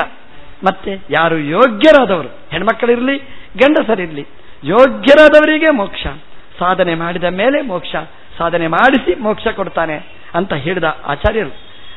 ಹಾಗಾಗಿ ಶಬರಿ ಹೆಣ್ಮಗಳಾದರೂ ಭಗವಂತ ಅವಳಿಗೆ ದರ್ಶನ ಕೊಟ್ಟು ಅವಳಿಗೆ ಮೋಕ್ಷವನ್ನು ಭಗವಂತ ಕರುಣಿಸಿದ. ನಿಜವಾಗಿ ಸೀತೆಯ ಗೊಂದಲದಲ್ಲಿದ್ದಾನೆ ಲೌಕಿಕ ದೃಷ್ಟಿಯಲ್ಲಿ, ಆದರೆ ಒಬ್ಬ ಹೆಣ್ಮಗಳಿಗೆ ಭಗವಂತ ಉದ್ಧಾರವನ್ನು ಮಾಡಿದ. ನಮ್ಮ ಚಿಂತೆ ಮುಖ್ಯ ಅಲ್ಲ, ಇನ್ನೊಬ್ಬರ ಚಿಂತೆ ಮುಖ್ಯ. ರಾಮದೇವರು ತೋರಿಸಿ ಕೊಟ್ಟರು. ನಿಜವಾಗಿ ನಂದೇ ಸಮಸ್ಯೆ ನನಗಿದೆ, ಹೋಗ್ತೀರಾ ಇಲ್ವಾ ಅಂತ ಬೈತೇವೆ ನಾವು. ಆದರೆ ನಮ್ಮ ಚಿಂತೆಯ ಮಧ್ಯದಲ್ಲಿಯೂ ಕೂಡ ಇನ್ನೊಬ್ಬರ ಚಿಂತೆಯನ್ನು ಪರಿಗಣನೆ ಮಾಡಿ ಅದಕ್ಕೆ ನೀವು ಪರಿಹಾರ ಕೊಟ್ಟರೆ ನಿಮ್ಮ ಚಿಂತೆ ಆಟೋಮೆಟಿಕ್ ಆಗಿ ಪರಿಹಾರ ಆಗುತ್ತೆ. ರಾಮಾಯಣ ತೋರಿಸಿಕೊಟ್ಟಿತು. ಆ ಶಬರಿಯ ಚಿಂತೆ ಪರಿಹಾರ ಮಾಡಿದ, ಸೀತೆಯ ಚಿಂತೆ ಪರಿಹಾರ ಆಯಿತು. ಲೌಕಿಕ ದೃಷ್ಟಿಯಲ್ಲಿ ಹೀಗೆ ಭಗವಂತ ನಮಗೆ ಒಳ್ಳೆಯ ಚಿಂತನೆ ಕೊಟ್ಟ. ನಿಮ್ಮ ಸಮಸ್ಯೆ ಇದ್ರೂ ಇನ್ನೊಬ್ಬರ ಸಮಸ್ಯೆಗೆ ಸ್ಪಂದಿಸಿ ಅವರ ಸಮಸ್ಯೆ ಏನಿದೆ ಅದನ್ನು ಪರಿಹಾರ ಮಾಡಿ, ಎಷ್ಟು ಶಕ್ತಿ ಇದೆ ಪರಿಹಾರ ಮಾಡಿ, ಅದು ನಿಮಗೆ ಒಳ್ಳೆಯದು ಅಂತ. ಹೀಗೆ ಶಬರಿಗೆ ಭಗವಂತ ಸದ್ಗತಿಯನ್ನು ಕರುಣಿಸಿದ. ಮತಂಗ ಋಷಿಗಳ ಮಾತಿಗೆ ಅನುಗುಣವಾಗಿ ಸಾಧನೆ ಮಾಡಿಸಿ ದರ್ಶನ ಕೊಟ್ಟು ಭಗವಂತ ಅವಳನ್ನು ಕಳಿಸಿಕೊಟ್ಟ. ಯಾರು ಇವಳು ಶಬರಿ? ನಮಗೂ ಖುಷಿಯಾಗುತ್ತೆ. ಶಬರಿಗೆ ಮೋಕ್ಷ ಕೊಟ್ಟ. ನಾವು ದಿವಸ ಒಂದು ಮಾವಿನ ಹಣ್ಣು ಹಿಡಿದು ರಾಮ ನಾನು ಶಬರಿ ಅಂತ ಹೇಳಿದ ಕೂಡಲೇ ಮೋಕ್ಷ ಕೊಡೋದಿಲ್ಲ. ನಿಜವಾದ ಶಬರಿ ಆಗಬೇಕು. ನಿಜವಾಗಿ ಮತಂಗ ಋಷಿಗಳು ಅಂದರೆ ಬೇರೆ ಅಲ್ಲ, ನಮ್ಮ ಮತವನ್ನು ತಿಳ್ಕೊಂಡ, ಭಗವಂತನ ಮತವನ್ನು ತಿಳ್ಕೊಂಡ ಮತಂಗ ಆದರೆ ವಾಯುದೇವರೇ. ಅವರ ಮಾತಿನ ಪ್ರಕಾರ ನಾವು ನಡೆದರೆ ನಮ್ಮಂಥವರಿಗೆ ಭಗವಂತ ಅನುಗ್ರಹವನ್ನು ಮಾಡ್ತಾನೆ. ಮತಂಗ ಋಷಿಗಳ ಅನುಜ್ಞೆಯ ಪ್ರಕಾರ ಶಬರಿಯನ್ನು ರಾಮಚಂದ್ರ ಉದ್ಧಾರ ಮಾಡಿ ಒಳ್ಳೆಯ ಗತಿಯನ್ನು ಕರುಣಿಸಿದ. ಯಾರವಳು ಶಬರಿ ಅಂದರೆ ಈ ಮನುಷ್ಯ ಲೋಕದವಳು ಅಲ್ವೇ ಅಲ್ಲ, ಅವಳು ಮೇಲಿನಿಂದ ಬಂದವಳು, ಒಬ್ಬಳು ಅಪ್ಸರೆ. ಅವಳು ದೇವಲೋಕದಿಂದ ಶಬ್ದಳಾಗಿ ಈ ಭೂಮಿಗೆ ಬಂದವಳು. ಅವಳನ್ನು ಭಗವಂತ ಮತ್ತೆ ಮೂಲ ರೂಪಕ್ಕೆ ಕಳಿಸಿ ಅಲ್ಲಿ ಮತ್ತೆ ಸಾಧನೆ ಮಾಡಿಸಿ ಭಗವಂತ ಅವಳಿಗೆ ಸದ್ಗತಿಯನ್ನು ಕರುಣಿಸಿದ ಅಂತ ಈ ಕಥೆಯನ್ನು ಆಚಾರ್ಯರು ತಾತ್ಪರ್ಯ ನಿರ್ಣಯದಲ್ಲಿ ದಾಖಲೆ ಮಾಡಿದ್ದಾರೆ. ರಾಯರು ಇಲ್ಲಿ ಹೇಳಲಿಲ್ಲ. ಯಾಕೆ ಹೇಳಲಿಲ್ಲ ಅಂತ ರಾಯರ ಮೇಲೊಂದು ಆಕ್ಷೇಪ. ಯಾಕೆ ಎಲ್ಲವನ್ನೂ ಸಂಗ್ರಹ ಮಾಡುವ ರಾಯರು ಇದನ್ನು ಯಾಕೆ ಸಂಗ್ರಹ ಮಾಡಲಿಲ್ಲ? ತಾತ್ಪರ್ಯ ನಿರ್ಣಯ ಭಾವ ಸಂಗ್ರಹ ಅಂತ ಹೆಸರಿಟ್ಟಿರ್ತಾರೆ. ಏನು ಒಂದೆರಡು ಕಥೆ ಹೇಳೋದು, ಇದನ್ನೆಲ್ಲ ಹೇಳಲಿಕ್ಕಿಲ್ಲ. ನಮ್ಮಲ್ಲಿ ಒಂದು ಪುಸ್ತಕ ಬರೆದರೆ ಅದರಲ್ಲಿ ಮೊದಲೆಲ್ಲ ಇಡೀ ಪುಸ್ತಕದ ವಿಷಯ ಬರೀಬೇಕು, 1, 2, 3 ಅಂತ. ಅದು ಸಂಗ್ರಹ. ಅದರಲ್ಲಿ ಆ ಮೊದಲು ಬರೆಯುವಾಗ ಅದರಲ್ಲಿ ಇಡೀ ಗ್ರಂಥದಲ್ಲಿ ಏನೇನಿದೆ ಅದನ್ನು 1ನೇ ಪೇಜು 2ನೇ ಪೇಜು ಅಂತ ಅದರಲ್ಲಿ ಏನೇನಿದೆ ಅದನ್ನೆಲ್ಲ ಬರೆದಿರ್ತೇವೆ. ಏನಾದರೂ ಸಂಪಾದಕ ಅದನ್ನು ಬರೆದಿಲ್ಲ, ಅವನ ಸಂಪಾದನೆಗೆ ಪೆಟ್ಟಿರ್ತದೆ. ಸರಿ ಇಲ್ರಿ, ಆಚಾರ ಸರಿ ಇಲ್ಲ ಅಂತ ಹೇಳಿಬಿಡ್ತಾರೆ. ಅಂದರೆ ಅದರಲ್ಲಿ ಎಲ್ಲ ಬರೆದಿರಬೇಕು, ಸಂಗ್ರಹ ಅಂತ ಹೇಳ್ತಾರೆ ಅದು. ಹಾಗೆ ರಾಯರದು ಭಾವ ಸಂಗ್ರಹ ಇದು. ಮಹಾಜ್ಞಾನಿಗಳು ರಾಯರು ಎಲ್ಲವನ್ನು ಸಂಗ್ರಹ ಮಾಡಿದ್ದಾರೆ. ಇಷ್ಟು ಒಳ್ಳೆಯ ಕತೆ, ಶಬರಿಯ ಕತೆ ಹೇಳಲಿಲ್ಲ. ಯಾರೊಬ್ಬರು ಹೇಳಿದರು, ಅದು ಯಾಕೆ ಶಬರಿಯ ಕತೆ ಹೇಳಲಿಲ್ಲ ರಾಯರು ಅಂದರೆ, ನಾವು ಸನ್ಯಾಸಿಗಳು, ನಮಗೆ ಯಾಕೆ ಹೆಣ್ಣಿನ ಮಕ್ಕಳ ಕತೆ ಬೇಡ ಅಂತ ಬಿಟ್ಟರು ಅಂತ. ಮಧ್ವಾಚಾರ ಕತೆ ಎಂಥದ್ದು ಹಾಗಾದರೆ? ಮಧ್ವಾಚಾರ ಸನ್ಯಾಸಿಗಳಲ್ವಾ, ಅವ್ರು ಯಾಕೆ ಹೇಳಿದರು? ವಾದಿರಾಜರು ವ್ಯಾಖ್ಯಾನ ಮಾಡಿದರು, ಎಷ್ಟು ಜ್ಞಾನಿಗಳು ವ್ಯಾಖ್ಯಾನ ಮಾಡಿದ್ದಾರೆ. ರಾಯರು ಹೆಣ್ಣು ಅಂತ ಬಿಡಲಿಲ್ಲ. ಯಾಕೆಂದರೆ ರಾಯರಿಗೆ ಹೆಣ್ಣಿನ ಮೇಲೆ ದ್ವೇಷ ಏನಿಲ್ಲ. ರಾಯರಿಗೆ ಯಾರಾದರೂ ಅಷ್ಟೇ ಸಾಧಕಿಯರು ಅಂತಾದರೆ ಅನುಗ್ರಹ ಮಾಡುವವರೇ ರಾಯರು. ಆದರೆ ಶಬರಿಯ ಕತೆ ಯಾಕೆ ಬಿಟ್ಟರು? ರಾಯರು ಹೇಳಿದರು, ನಾನೆಲ್ಲಿ ಬಿಟ್ಟಿದ್ದೇನೆ? ನೋಡುವ ಕಣ್ಣು ನಿಮಗಿರಬೇಕಷ್ಟೇ. ನೋಡುವ ಕಣ್ಣಿದ್ರೆ ನಾನು ಹೇಳಿದ್ದೇನೆ. ಎಲ್ಲಿ ಹೇಳಿದ್ದೇನೆ? ರಾಯರು ಹೇಳಿದ್ರು, ಇನ್ನೊಂದ್ಸಲ ಓದಿ ಆ ಶ್ಲೋಕ. ಪ್ರಾಪ್ತೋ ಪವನ ಸುತೇನ ಸೂರ್ಯಜ ಯುಜ ರಾಮೋವತಾತ್ ವಂದಿತಾಃ. ಪ್ರಾಪ್ತ ಅಂತ ಹೇಳಿದ್ದಾರೆ. ಪ್ರಾಪ್ತ ಅಂದ್ರೆ ಏನು? ಪ್ರಾಪ್ತ ಅಂತಂದ್ರೆ ಅಂದ್ರೆ ಪ್ರಕೃಷ್ಟಳಾದಳು. ಅಂದ್ರೆ ಪ್ರಕೃಷ್ಟಳಾಗಿರ್ತಕ್ಕಂಥ ಶಬರಿ ಅಂತ ಅರ್ಥ. ಅಂದ್ರೆ ಒಳ್ಳೆಯವಳು ಅವಳು. ನೋಡುವಾಗ ಶಬರಿ ಅವಳು, ಕಾಡಿನಲ್ಲಿ ವಾಸ ಮಾಡಿದವಳು. ಆದರೆ ಅವಳು ನಿಜವಾಗಿ ಒಳ್ಳೆಯ ಚೇತನ, ಅಪ್ಸರೆ ಅವಳು, ದೇವಲೋಕದಿಂದ ದೆರಗಿಳಿದವಳು. ಅಂದ್ರೆ ಬರೀ ಅಪ್ಸರೆ ಅಷ್ಟೇ ಅಲ್ಲ. ಅಂದ್ರೆ ಪ್ರಕೃಷ್ಟಳಾದ ಒಳ್ಳೆಯ ಚೇತನ ಅದು. ರಾಮದೇವರ ದರ್ಶನ ಮಾಡಬೇಕಾದ್ರೆ ಸಾಮಾನ್ಯ ಜೀವನಿಗೆ ಸಾಧ್ಯ ಇಲ್ಲ. ರಾಯರು ಹೇಳಿದ್ರು, ಅವಳು ಪ್ರಕೃಷ್ಟಳಾದವಳು. ಅಂದ್ರೆ ದೇವರ ಬಗ್ಗೆ ಹೇಳಿದ್ರೆ ಅದನ್ನು ಅನುಸಂಧಾನ ಮಾಡಿ ಅದನ್ನು ಉಪಾಸನೆ ಮಾಡಿ ದೇವರ ಅನುಗ್ರಹ ಪಡೆಯಲಿಕ್ಕೆ ಅರ್ಹತೆ ಪಡೆದವಳು ಅವಳು. ಹಾಗಾಗಿ ಅಂದ್ರೆ ಪ್ರಕೃಷ್ಟಳಾದವಳು. ಮೋಕ್ಷವನ್ನು ಹೊಂದಲಿಕ್ಕೆ ಏನು ಪ್ರಕರ್ಷ ಬೇಕೋ ಅದನ್ನು ಪಡೆದವಳು ಶಬರಿ. ಅವಳು ಏನು ಮಾಡಿದ್ಲು? ಪ್ರಕೃಷ್ಟವಾದ ಸಾಧನೆಯನ್ನು ಮಾಡಿದ್ಲು. ರಾಮದೇವರು ಬರ್ತಾರೆ ಅಂತ ಕೈಗಟ್ಟಿ ಕೂತ್ಕೊಂಡಿಲ್ಲ. ರಾಮದೇವರು ಬರಬೇಕು, ರಾಮದೇವರು ಬರ್ತಾರೆ ಅಂತ ಅದೇ ಮಂತ್ರ ಆರ್ನಿಶಿ ನಿದ್ರೆನೂ ಮಾಡಲಿಲ್ಲ. ಆರ್ನಿಶಿ ರಾಮನ ಚಿಂತನೆಯಲ್ಲಿ ತೊಡಗಿತ್ತು. ಸಂತದಂ ಚಿಂತೆಯೇನಂತ ಶಬರಿ ಒಂದು ಉದಾಹರಣೆ, ಒಳ್ಳೆಯ ಉದಾಹರಣೆ. ಹಾಗಾಗಿ ಒಳ್ಳೆಯ ಚಿಂತನೆ ಮಾಡಿದ್ಲು. ಹಾಗಾಗಿ ಪ್ರಕೃಷ್ಟಯ ಶಬರಿಯ ಆಪ್ತಃ ಪ್ರಾಪ್ತಃ ಅಂದರೆ ಪ್ರಕೃಷ್ಟಳಾದ ಶಬರಿಯಿಂದ ಆಪ್ತನಾದ ರಾಮಚಂದ್ರ. ಶಬರಿ ರಾಮನನ್ನು ಹೊಂದಿದ್ಲು. ಈ ಕತೆ ರಾಯರು ಸಂಗ್ರಹ ಮಾಡಿದ್ದಾರೆ. ಪ್ರಕರ್ಷೇನ ಆಪ್ತ, ಪ್ರಕೃಷ್ಟಯ ಆಪ್ತ, ಪ್ರಾಪ್ತ ಪ್ರಕೃಷ್ಟಯ ಆಪ್ತ ಪ್ರಾಪ್ತ ರಾಮ ಅಂತ. ಶಬರಿಯಿಂದ ಪ್ರಾಪ್ತನಾದ ಅಂತ ಅಲ್ಲ, ಅವಳಿಗೆ ಒಳ್ಳೆಯ ಗತಿ ಕೊಟ್ಟ ಅಂತ ಹೇಳಲಿಲ್ಲ. ಅದರ ಅರ್ಥ ಅದು. ಪ್ರಕೃಷ್ಟ ಆಪ್ತ ಏನ ಸಹ ಶಬರಿ ತನ್ನ ಪ್ರಕರ್ಷವನ್ನು, ಉತ್ತಮವಾದ ಸದ್ಗತಿಯನ್ನು, ಉತ್ತಮವಾದ ಫಲವನ್ನು ಆಪ್ತ ಹೊಂದಿದ್ಲು. ಯಾರಿಂದ? ರಾಮನಿಂದ. ಹಾಗಾಗಿ ಪ್ರಾಪ್ತ ಅನ್ನುವ ಶಬ್ದದಿಂದ ಶಬರಿಯನ್ನು ಭಗವಂತ ಉದ್ಧಾರ ಮಾಡಿದ ಅನ್ನುವ ಕಥೆಯನ್ನು ರಾಯರು ಈ ಶಬ್ದದಲ್ಲಿ ಸಂಗ್ರಹ ಮಾಡಿದ್ದಾರೆ. ಪ್ರಾಪ್ತ ಯಾವ ಕಥೆಯನ್ನು ಬಿಡಲಿಲ್ಲ. ನೀವು ಇನ್ನೊಂದು ಸಲ ಓದಿ, ಯಾವುದಾದ್ರೂ ಕಥೆ ರಾಯರು ಬಿಟ್ಟಿದ್ದಾರಾ ಅಂತ ನೋಡಿ, ಖಂಡಿತ ಬಿಡಲಿಲ್ಲ. ಚಿಕ್ಕ ಚಿಕ್ಕ ಅಂಶ ಅವರು ರಾಮಾಯಣ ಕಥೆಯನ್ನು ಸಂಗ್ರಹ ಮಾಡಿದ್ದಾರೆ 11 ಶ್ಲೋಕದಲ್ಲಿ. ನೀವು ನೋಡಿ, ಉತ್ತರಕಾಂಡದ ಕಥೆಯನ್ನು ಹೇಳುವಾಗ ನಾಯಿಗೆ ನ್ಯಾಯ ಕೊಟ್ಟ ಎಂಬ ಕಥೆಯನ್ನೂ ರಾಯರು ಬಿಡಲಿಲ್ಲ. ಒಬ್ಬ ನಾಯಿಗೆ ನ್ಯಾಯ ಕೊಟ್ಟ ಕಥೆಯನ್ನು ಹೇಳಿದ ರಾಯರು ಶಬರಿಗೆ ಗತಿಯನ್ನು ಕೊಟ್ಟ ಎಂಬಂತಹ ಕಥೆಯನ್ನು ಬಿಡಲಿಕ್ಕೆ ಸಾಧ್ಯನ? ಹಾಗಾಗಿ ಯಾವ ಅಂಶವನ್ನೂ ಬಿಡಲಿಲ್ಲ, ರಾಯರು ಸಂಗ್ರಹ ಮಾಡಿದ್ದಾರೆ. ಅದಕ್ಕೆ ಮಹಾತ್ಮರು ಅದು ನೋಡುವ ಕಣ್ಣು ನಮಗೆ ಬೇಕು. ಪ್ರಾಪ್ತ ವಾಯುಸುತೇನ, ರಾಯರು ಹೇಳ್ತಾರೆ ಪ್ರಾಪ್ತೋ ವಾಯುಸುತೇನ, ವಾಯುಸುತೇನ ಪ್ರಾಪ್ತ. ಇದು ಕೊನೆಯ ಘಟ್ಟ ಅರಣ್ಯಕಾಂಡದಲ್ಲಿ, ಕಿಷ್ಕಿಂಧ ಕಾಂಡದ ಆದಿಮವಾದ ಭಾಗ, ಅಂದರೆ ಸಂಧಿ. ಇದು ಅರಣ್ಯಕಾಂಡದಿಂದ ಕಿಷ್ಕಿಂಧ ಕಾಂಡಕ್ಕೆ ಒಂದು ಸಂಧಿ, ಅಂದರೆ ಇಲ್ಲಿಂದ ಅಲ್ಲಿಗೆ ಬೆಳೆಯಿತು. ಇದು ಅರಣ್ಯಕಾಂಡ ಅಂದರೆ ಸಾಧಕರ ಕಾಂಡ. ಅರಣ್ಯಕಾಂಡ ಅಂತಂದ್ರೆ ಸಾಧಕರಲ್ಲಿ ನೀವು ಪ್ರಾರಂಭ ಆಗುವುದು ಶರಭಂಗರ ಕಥೆಯಿಂದ, ಸುತೀಕ್ಷ್ಣರ ಕಥೆಯಿಂದ, ಅಗಸ್ತ್ಯರ ಕಥೆ, ಇದೆಲ್ಲ ಈ ಕಾಂಡದಲ್ಲಿ ಬರ್ತದೆ. ಕೊನೆಗೆ ಶಬರಿಯ ಕಥೆ. ಮಹಾ ಸಾಧಕಿ, ಮಹಾಭಕ್ತೆ, ಮಹಾ ತಪಸ್ವಿನಿ, ಸಾಧಕಿ. ಆದರೆ ಕೊನೆಗೆ ಹೇಳೋದು ರಾಯರು ಹೇಳ್ತಾರೆ ಪವನ ವಾಯುಸುತೇನ, ವಾಯುದೇವರ ಮಗನಿಂದ ಅಂದರೆ ಹನುಮಂತ ದೇವರಿಂದ ಪ್ರಾಪ್ತ. ಕೊನೆಯ ಸಾಧಕ ಅಂದರೆ ಸಾಧಕೋತ್ತಮರು ವಾಯುದೇವರ ಕಥೆಯಲ್ಲಿ ಈ ಅರಣ್ಯಕಾಂಡ ಪರ್ಯವಸಾನ ಆಗ್ತದೆ. ಅಂದರೆ ಸಾಧಕರಲ್ಲಿ ಅತ್ಯುತ್ತಮರಾದ ವಾಯುದೇವರ ಕಥೆಯಲ್ಲಿ ಈ ಕಾಂಡವನ್ನು ಪರ್ಯವಸಾನ ಮಾಡ್ತಾರೆ. ಅಂದರೆ ರಾಮ ಸೀತೆಯನ್ನು ಹುಡುಕೊಂಡು ಹೋದ ಅಲ್ಲ ಅಂತ ಹೇಳಿದರು. ಸೀತೆಯನ್ನು ವಿಚಿನ್ವನ್ನಿಮ ಅಂತ ರಾಯರು ಹೇಳ್ತಾರೆ. ಅದೊಂದು ನಿಮಿತ್ತ ಅಷ್ಟೇ.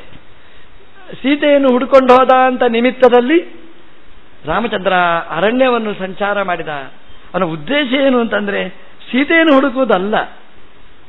ಸೀತೆ ಅಂದರೆ ವೇದ. ಆ ವೇದಾರ್ಥ ಚಿಂತನೆ ಮಾಡತಕ್ಕಂತಹ ಸಾಧಕರು ಎಲ್ಲಿದ್ದಾರೆ, ಅವರಿಗೇನು ಸಮಸ್ಯೆ ಪರಿಹಾರ ಮಾಡಬೇಕು ಅಂತ ರಾಮಚಂದ್ರ ಕಾಡಿಗೆ ಪ್ರವೇಶ ಮಾಡಿದ, ಅರಣ್ಯಕ್ಕೆ ಪ್ರವೇಶ ಮಾಡಿದ. ಅಲ್ಲಿ ಸೀತೆಯ ಚಿಂತೆ ಅಲ್ಲ, ಅವನಿಗೆ ಚಿಂತೆ ಸೀತಾಪತಿಯ ಚಿಂತೆಯಲ್ಲಿ ತೊಡಗಿದವರ ಚಿಂತೆಯಲ್ಲಿ ರಾಮಚಂದ್ರ ಅಲ್ಲಿ ಪ್ರವೇಶ ಮಾಡಿದ ಅರಣ್ಯಕ್ಕೆ ಅಂತ. ಹಾಗಾಗಿ ಹನುಮಂತ ದೇವರು ಸಿಕ್ಕಿದ್ರು. ಇದು ಬೇಕಾಗಿತ್ತು. ರಾಮದೇವರು ಯಾರನ್ನು ಹುಡುಕಿದ್ದು ಅಂದರೆ ಸೀತೆಯನ್ನು ಹುಡುಕಿದ್ದಲ್ಲ. ಪಕ್ಕದಲ್ಲಿಯೂ ಸೀತೆ ಇರುವಾಗ ಹುಡುಕಬೇಕಾದ ಅವಶ್ಯಕತೆ ಏನು? ಹುಡುಕಿಕೊಂಡು ಹೋದ್ದು ಹನುಮಂತ ದೇವರನ್ನು. ಹನುಮಂತ ದೇವರಿದ್ದಲ್ಲಿಗೆ ವಾಯುಸುತೇನ ಪ್ರಾಪ್ತ, ಹನುಮಂತ ದೇವರಿಂದ ಪ್ರಾಪ್ತನಾದ, ಪ್ರಕರ್ಷೇನ ಆಪ್ತಃ. ಇಂತಹ ಪ್ರಕರ್ಷ ಯಾರಿಗೂ ಸಿಗಲಿಕ್ಕೆ ಸಾಧ್ಯ ಇಲ್ಲ, ವಾಯುದೇವರಿಗೆ ಮಾತ್ರ. ವಾಯುದೇವರ ಮಗ ಹನುಮಂತ ದೇವರು ಅಂತ ಹೇಳ್ತಾರೆ. ವಾಯುಸುತ ಅನ್ನುವ ಶಬ್ದವನ್ನು ರಾಯರು ಬಳಸ್ತಾರೆ. ಇದು ಒಳ್ಳೆಯ ಶಬ್ದ ಇದು. ಯಾಕೆಂತಂದ್ರೆ ವಾಯುದೇವರೇ ಸುತನಾಗಿ ಬರುವುದು. ವಾಯುಸುತ ಅಂದ್ರೆ ವಾಯುದೇವರು ಇನ್ನೊಬ್ಬನನ್ನು ಕರುಣಿಸುವುದಲ್ಲ, ವಾಯುವೇ ಹನುಮಂತ ದೇವರಾಗಿ ಬರೋದು. ವಾಯುಸುತ ಈ ಶಬ್ದ, ವಾಯು ಎಂಬ ಶಬ್ದವನ್ನು ಬಳಸ್ತಾರೆ. ಇದು ಋಗ್ವೇದದಲ್ಲಿ ಬರತಕ್ಕಂತಹ 2ನೇ ಸೂಕ್ತದಲ್ಲಿ ಬರತಕ್ಕ ಶಬ್ದ. ವಾಯೋ ವಾಯೋ ವಾಯೋ ಆಯಾಹಿ ಅಂತ ಪ್ರಾರ್ಥನೆಯಿಂದ ಆ ಮಂತ್ರ ವಾಯವಾಯಾಹಿ ದರ್ಶತೆ ಅಂತ ಪ್ರಾರಂಭ ಆಗುತ್ತೆ. ವಾಯೋ ಆಯಾಹಿ ಬಾ ಅಂತ ವಾಯುದೇವರನ್ನು ಕರೆಯುವ ಶಬ್ದದಿಂದ ಋಗ್ವೇದ 2ನೇ ಸೂಕ್ತ ಪ್ರಾರಂಭ ಆಗುತ್ತೆ. ವಾಯು ಎಂಬ ಶಬ್ದ ಇದೆ ಅಲ್ವಾ, ಅದಕ್ಕೆ ಅರ್ಥ ಹೇಳ್ತಾರೆ ಆಚಾರ್ಯರು. ಒಳ್ಳೆಯ ಚಿಂತನೆ ಕೊಡ್ತಾರೆ ಆಚಾರ್ಯರು. ವಾಯು ಅಂತಂದ್ರೆ ವಾದಿರಾಜರು ಹೇಳ್ತಾರೆ ಆಯುರು ವಾಯುಸುತ ಪ್ರಿಯ ಅಂತ. ನಮಗೆ ಆಯುಷ್ಯ ಯಾರ ಹತ್ರ ಕೇಳಬೇಕು ಅಂತಂದ್ರೆ ವಾಯುಸುತನಿಗೆ ಪ್ರಿಯನಾದವರ ಹತ್ರ ಆಯುಷ್ಯ ಕೇಳಿ ಅಂತ. ವಾಯುಸುತ ಅಂದ್ರೆ ಹನುಮಂತ ದೇವರು, ಅವರಿಗೆ ಪ್ರಿಯ ಆದರೆ ರಾಮದೇವರು. ನೀವು ಆಯುಷ್ಯ ಯಾರ ಹತ್ರ ಕೇಳಬೇಕು ಅಥವಾ ರಾಮದೇವರ ಹತ್ರ ಕೇಳಿ ಅಂತ. ರಾಮದೇವರು ಆಯುಷ್ಯ ಕೊಡುವುದು ಅಂದ್ರೆ 10 ವರ್ಷ 60 ವರ್ಷ ಷಷ್ಠಿ ಪೂರ್ತಿ ಸಹಸ್ರಚಂದ್ರ ದರ್ಶನ ಶಾಂತಿ ಶತಮಾನೋತ್ಸವ ಅಲ್ಲ. ರಾಮದೇವರು ಕೊಡುವ ಆಯುಷ್ಯ ಅಂತಂದ್ರೆ ಅದು ಕಲ್ಪಾಂತ ಆಯುಷ್ಯರಿ. ನೀವು ನೋಡಿ ರಾಮದೇವರ ಆಯುಷ್ಯ ಕೊಟ್ಟರು. ಒಂದು ಉದಾಹರಣೆಗೆ ನಿಮಗೆ ಹೇಳಬೇಕು ಅಂತಂದ್ರೆ ಜಾಂಬವಂತ, ರಾಮಾಯಣ ಕಾಲದಲ್ಲಿದ್ದ ಜಾಂಬವಂತ, ಎಂದು ಪುಣ್ಯ ಗೊತ್ತೋ ಅವನಿಗೆ. ರಾಮದೇವರ ಭೃತ್ಯನಾದ ಜಾಂಬವಂತ ರಾಮದೇವರಿಗೆ ಹುಡುಗಿಯನ್ನು ಕೊಟ್ಟ ಅಂತ ಹೇಳ್ತಾರೆ. ಜಾಂಬವತಿ ರೋಹಿಣಿಯನ್ನು ಕೃಷ್ಣನಾಗಿ ಬಂದಾಗ ರಾಮನಂತ ತಿಳ್ಕೊಂಡು ರಾಮ ಅಂತ ಚಿಂತನೆ ಮಾಡಿ ಹೆಣ್ಣು ಕೊಟ್ಟವರು. ನೋಡಿ, ರಾಮಾಯಣ ಯಾವಾಗ, ಕೃಷ್ಣಾಯನ ಯಾವಾಗ? 24 ಯುಗಚಕ್ರ ದಾಟಿದ ಮೇಲೆ ಕೃಷ್ಣಾಯನ. ಅಲ್ಲಿವರೆಗೆ ಜಾಂಬವಂತ ಬದುಕಿದ್ದ. ಆಯು ಯಾರ ಹತ್ರ ಆಯುಷ್ಯ ಕೇಳಬೇಕು ಗೊತ್ತೋ? ರಾಮದೇವರ ಹತ್ರ ಆಯುಷ್ಯ ಕೇಳಿ. ಅಯ್ಯೋ ತುಂಬ ಆಯುಷ್ಯ ಅಷ್ಟೇ ಅಲ್ಲ, ಅತ್ಯಂತ ಸುದೃಢವಾದ ಕಾಯ ಕೊಡ್ತಾನೆ. ಆಯುಷ್ಯ ಕೊಡೋದು ಹೇಳಲಿಕ್ಕಾಗೋದಿಲ್ಲ, ಉಸಿರು ಮಾತ್ರ ಇರುವುದು, ಏನು ಮಾಡೋದು ಇಟ್ಕೊಂಡು? ಭೂಮಿ ಭಾರ ಅಲ್ಲ. ವಿಭೀಷಣ ಕೇಳಿ, ಇವತ್ತೂ ಶ್ರೀಲಂಕಾದಲ್ಲಿ ಅಲ್ಲ, ಲಂಕೆಯಲ್ಲಿ ಇದ್ದಾನೆ. ಇವತ್ತೂ ರಾಮದೇವರನ್ನು ಆರಾಧನೆ ಮಾಡ್ತಾ ಇರ್ತಾನೆ. ಪಾಂಡವರಿಗೆ ರಾಜಸೀಯಾಗಕ್ಕೆ ಹೋದಾಗ ಕಪ್ಪ ಕೊಟ್ಟಿದ್ದ ಅಂತ ಹೇಳ್ತಾರೆ. ಕಪ್ಪು ಹಣ ಅಲ್ಲ, ಟ್ಯಾಕ್ಸ್ ಕೊಟ್ಟಿದ್ದಾನೆ ಅಂತ ಹೇಳ್ತಾರೆ, ಶುದ್ಧವಾದ ಹಣ ಕೊಟ್ಟಿದ್ದಾನೆ ಅಂತ ಹೇಳ್ತಾರೆ. ವಾಯುದೇವರಂತೂ ಪಶ್ಯನ್ ಕಿಂ ಪೂರುಷೇತಂ ಸತತಪಿಮಃ ಪ್ರಾಣ ಮುಖ್ಯೋವತಾನ್ಮ ಅಂತ ಹೇಳ್ತಾರೆ ನಾರಾಯಣ ಪಂಡಿತಾಚಾರ್ಯರು. ಇವತ್ತೂ ಇದ್ದಾರೆ ವಾಯುದೇವರು, ಹನುಮಂತ ದೇವರು. ಕಿಂ ಪುರುಷೇ ಕಿಲಾಸ್ತೆ ಅಂತ ಹೇಳ್ತಾರೆ. ಅಂದರೆ ಆಯುಷ್ಯ ಅಂತಂದ್ರೆ ರಾಮದೇವರು ಕೊಡುವ ಆಯುಷ್ಯ ಅಂತಂದ್ರೆ ಅಷ್ಟು ಇಷ್ಟು ಅಲ್ಲ, ಅದು ನಿರಂತರ ಆಯುಷ್ಯ. ಅಂತಹ ರಾಮದೇವರ ಅಂತರಂಗ ಭಕ್ತ ವಾಯುದೇವರು. ವಾಯು ಅಂದ್ರೆ ವಾ ಅಂದ್ರೆ ಜ್ಞಾನ, ಆಯು ಅಂದ್ರೆ ಆಯುಷ್ಯ, ಜ್ಞಾನಮಯವಾದ ಆಯುಷ್ಯ ಕೊಡುವ ದೇವರು ವಾಯುದೇವರು. ವಾಯುದೇವರ ಇಷ್ಟರಾದ ಭಗವಂತ. ವಾಯು ಅಂದ್ರೆ ಜ್ಞಾನಮಯವಾದ ಆಯುಷ್ಯ ಕೊಡುವವರು ವಾಯುದೇವರು. ಆಯುಷ್ಯ ಕೊಡುವವರೂ ಹೌದು, ಉಸಿರಿನ ದೇವರು ಅವರು, ಶ್ವಾಸೋಚ್ಛ್ವಾಸ. ಆದರೆ ನಾವು ಹೇಳೋದು ನಮ್ಮ ವಾಯುದೇವರು, ನಮ್ಮ ಗುರುಗಳು ಶ್ರೀ ಮಧ್ವಾಚಾರ್ಯರಾಗಿ ಬಂದು ನಮಗೇನು ಅನುಗ್ರಹ ಮಾಡಬೇಕು ಅಂದರೆ ಬರೀ ಆಯುಷ್ಯ ಅಲ್ಲ, ನಮಗೆ ಆಯುಷ್ಯ ಇರುವಷ್ಟು ಕಾಲ ಸರ್ವಮೂಲ ಗ್ರಂಥದ ಜ್ಞಾನದ ಆಯುಷ್ಯ ನಮಗೆ ಕರುಣಿಸಬೇಕು ಅಂತ ನಾವರ ಹತ್ರ ಪ್ರಾರ್ಥನೆ ಮಾಡಬೇಕು. ಅದು ವಾಯು ಅವರು ಜ್ಞಾನಮಯವಾದ ಆಯುಷ್ಯವನ್ನು ನಮಗೆ ಕರುಣಿಸಬೇಕು ಅಂತ ಅವರಲ್ಲಿ ನಮ್ಮ ಪ್ರಾರ್ಥನೆಯನ್ನು ಇಡಬೇಕಂತೆ. ವಾಯುಸುತೇನ, ಜ್ಞಾನಮಯವಾದ ಆಯುಷ್ಯ ಕೊಡುವ ವಾಯುದೇವರ ಮಗ ಅಂತಂದ್ರೆ ಹನುಮಂತ ದೇವರು ಅಂತವರೇ. ನಮ್ಮ ಆಚಾರ್ಯರು ಹೇಳ್ತಾರೆ ವೇದ ಪ್ರತಿಪಾದ್ಯಮಾನವಾದ ರೂಪ ಅಂತ. ಅದು ವೇದದಲ್ಲಿ ಹೇಳ್ತಾರಂತೆ, ಕಸ್ಮಿನ್ನಹಂ ಪ್ರತಿಷ್ಠಿತೆ ಪ್ರತಿಷ್ಠಾಸ್ಯಾಮಿ ಸ್ಥಿತೇ ಸ್ಥಾಸ್ಯಾಮಿ ಅಂತ ಹೇಳಿ ಸಪ್ರಾಣಮಸೃಜತ ಅಂತ ವಾಯುದೇವರನ್ನು ಸೃಷ್ಟಿ ಮಾಡಿದರಂತೆ. ಹೇಗೆ ಸೃಷ್ಟಿ ಮಾಡಿದರು ಅಂದ್ರೆ, ಯಾರು ಇದ್ರೆ ನಾನಿರ್ಬೇಕು, ಯಾರು ಇಲ್ಲದಿದ್ರೆ ನಾನು ಇರಬಾರ್ದು ಅಂಥವನನ್ನು ಸೃಷ್ಟಿ ಮಾಡಬೇಕು. ಏನು ಪುಣ್ಯ ಗೊತ್ತೋ ವಾಯುದೇವರ ಪುಣ್ಯ ಅಂದ್ರೆ, ಪ್ರಾಣದೇವರನ್ನು ಸೃಷ್ಟಿ ಮಾಡುವಾಗ ಏನು ಸೃಷ್ಟಿ ಮಾಡಿದ? ಪ್ರಾಣದೇವರು ಇದ್ರೆ ನಾನಿರ್ಬೇಕು, ಪ್ರಾಣದೇವರು ಇಲ್ಲದಿದ್ರೆ ನಾನಿರಬಾರದು ಅಂತ ತೀರ್ಮಾನ ಮಾಡಿ ಪ್ರಾಣದೇವರನ್ನು ಸೃಷ್ಟಿ ಮಾಡಿದ ಅಂತ. ಅಂದ್ರೆ ಪ್ರಾಣದೇವರು ಇದ್ರೆ ಭಗವಂತ, ಪ್ರಾಣದೇವರು ಇಲ್ಲದಿದ್ರೆ ಭಗವಂತ ಇಲ್ಲ.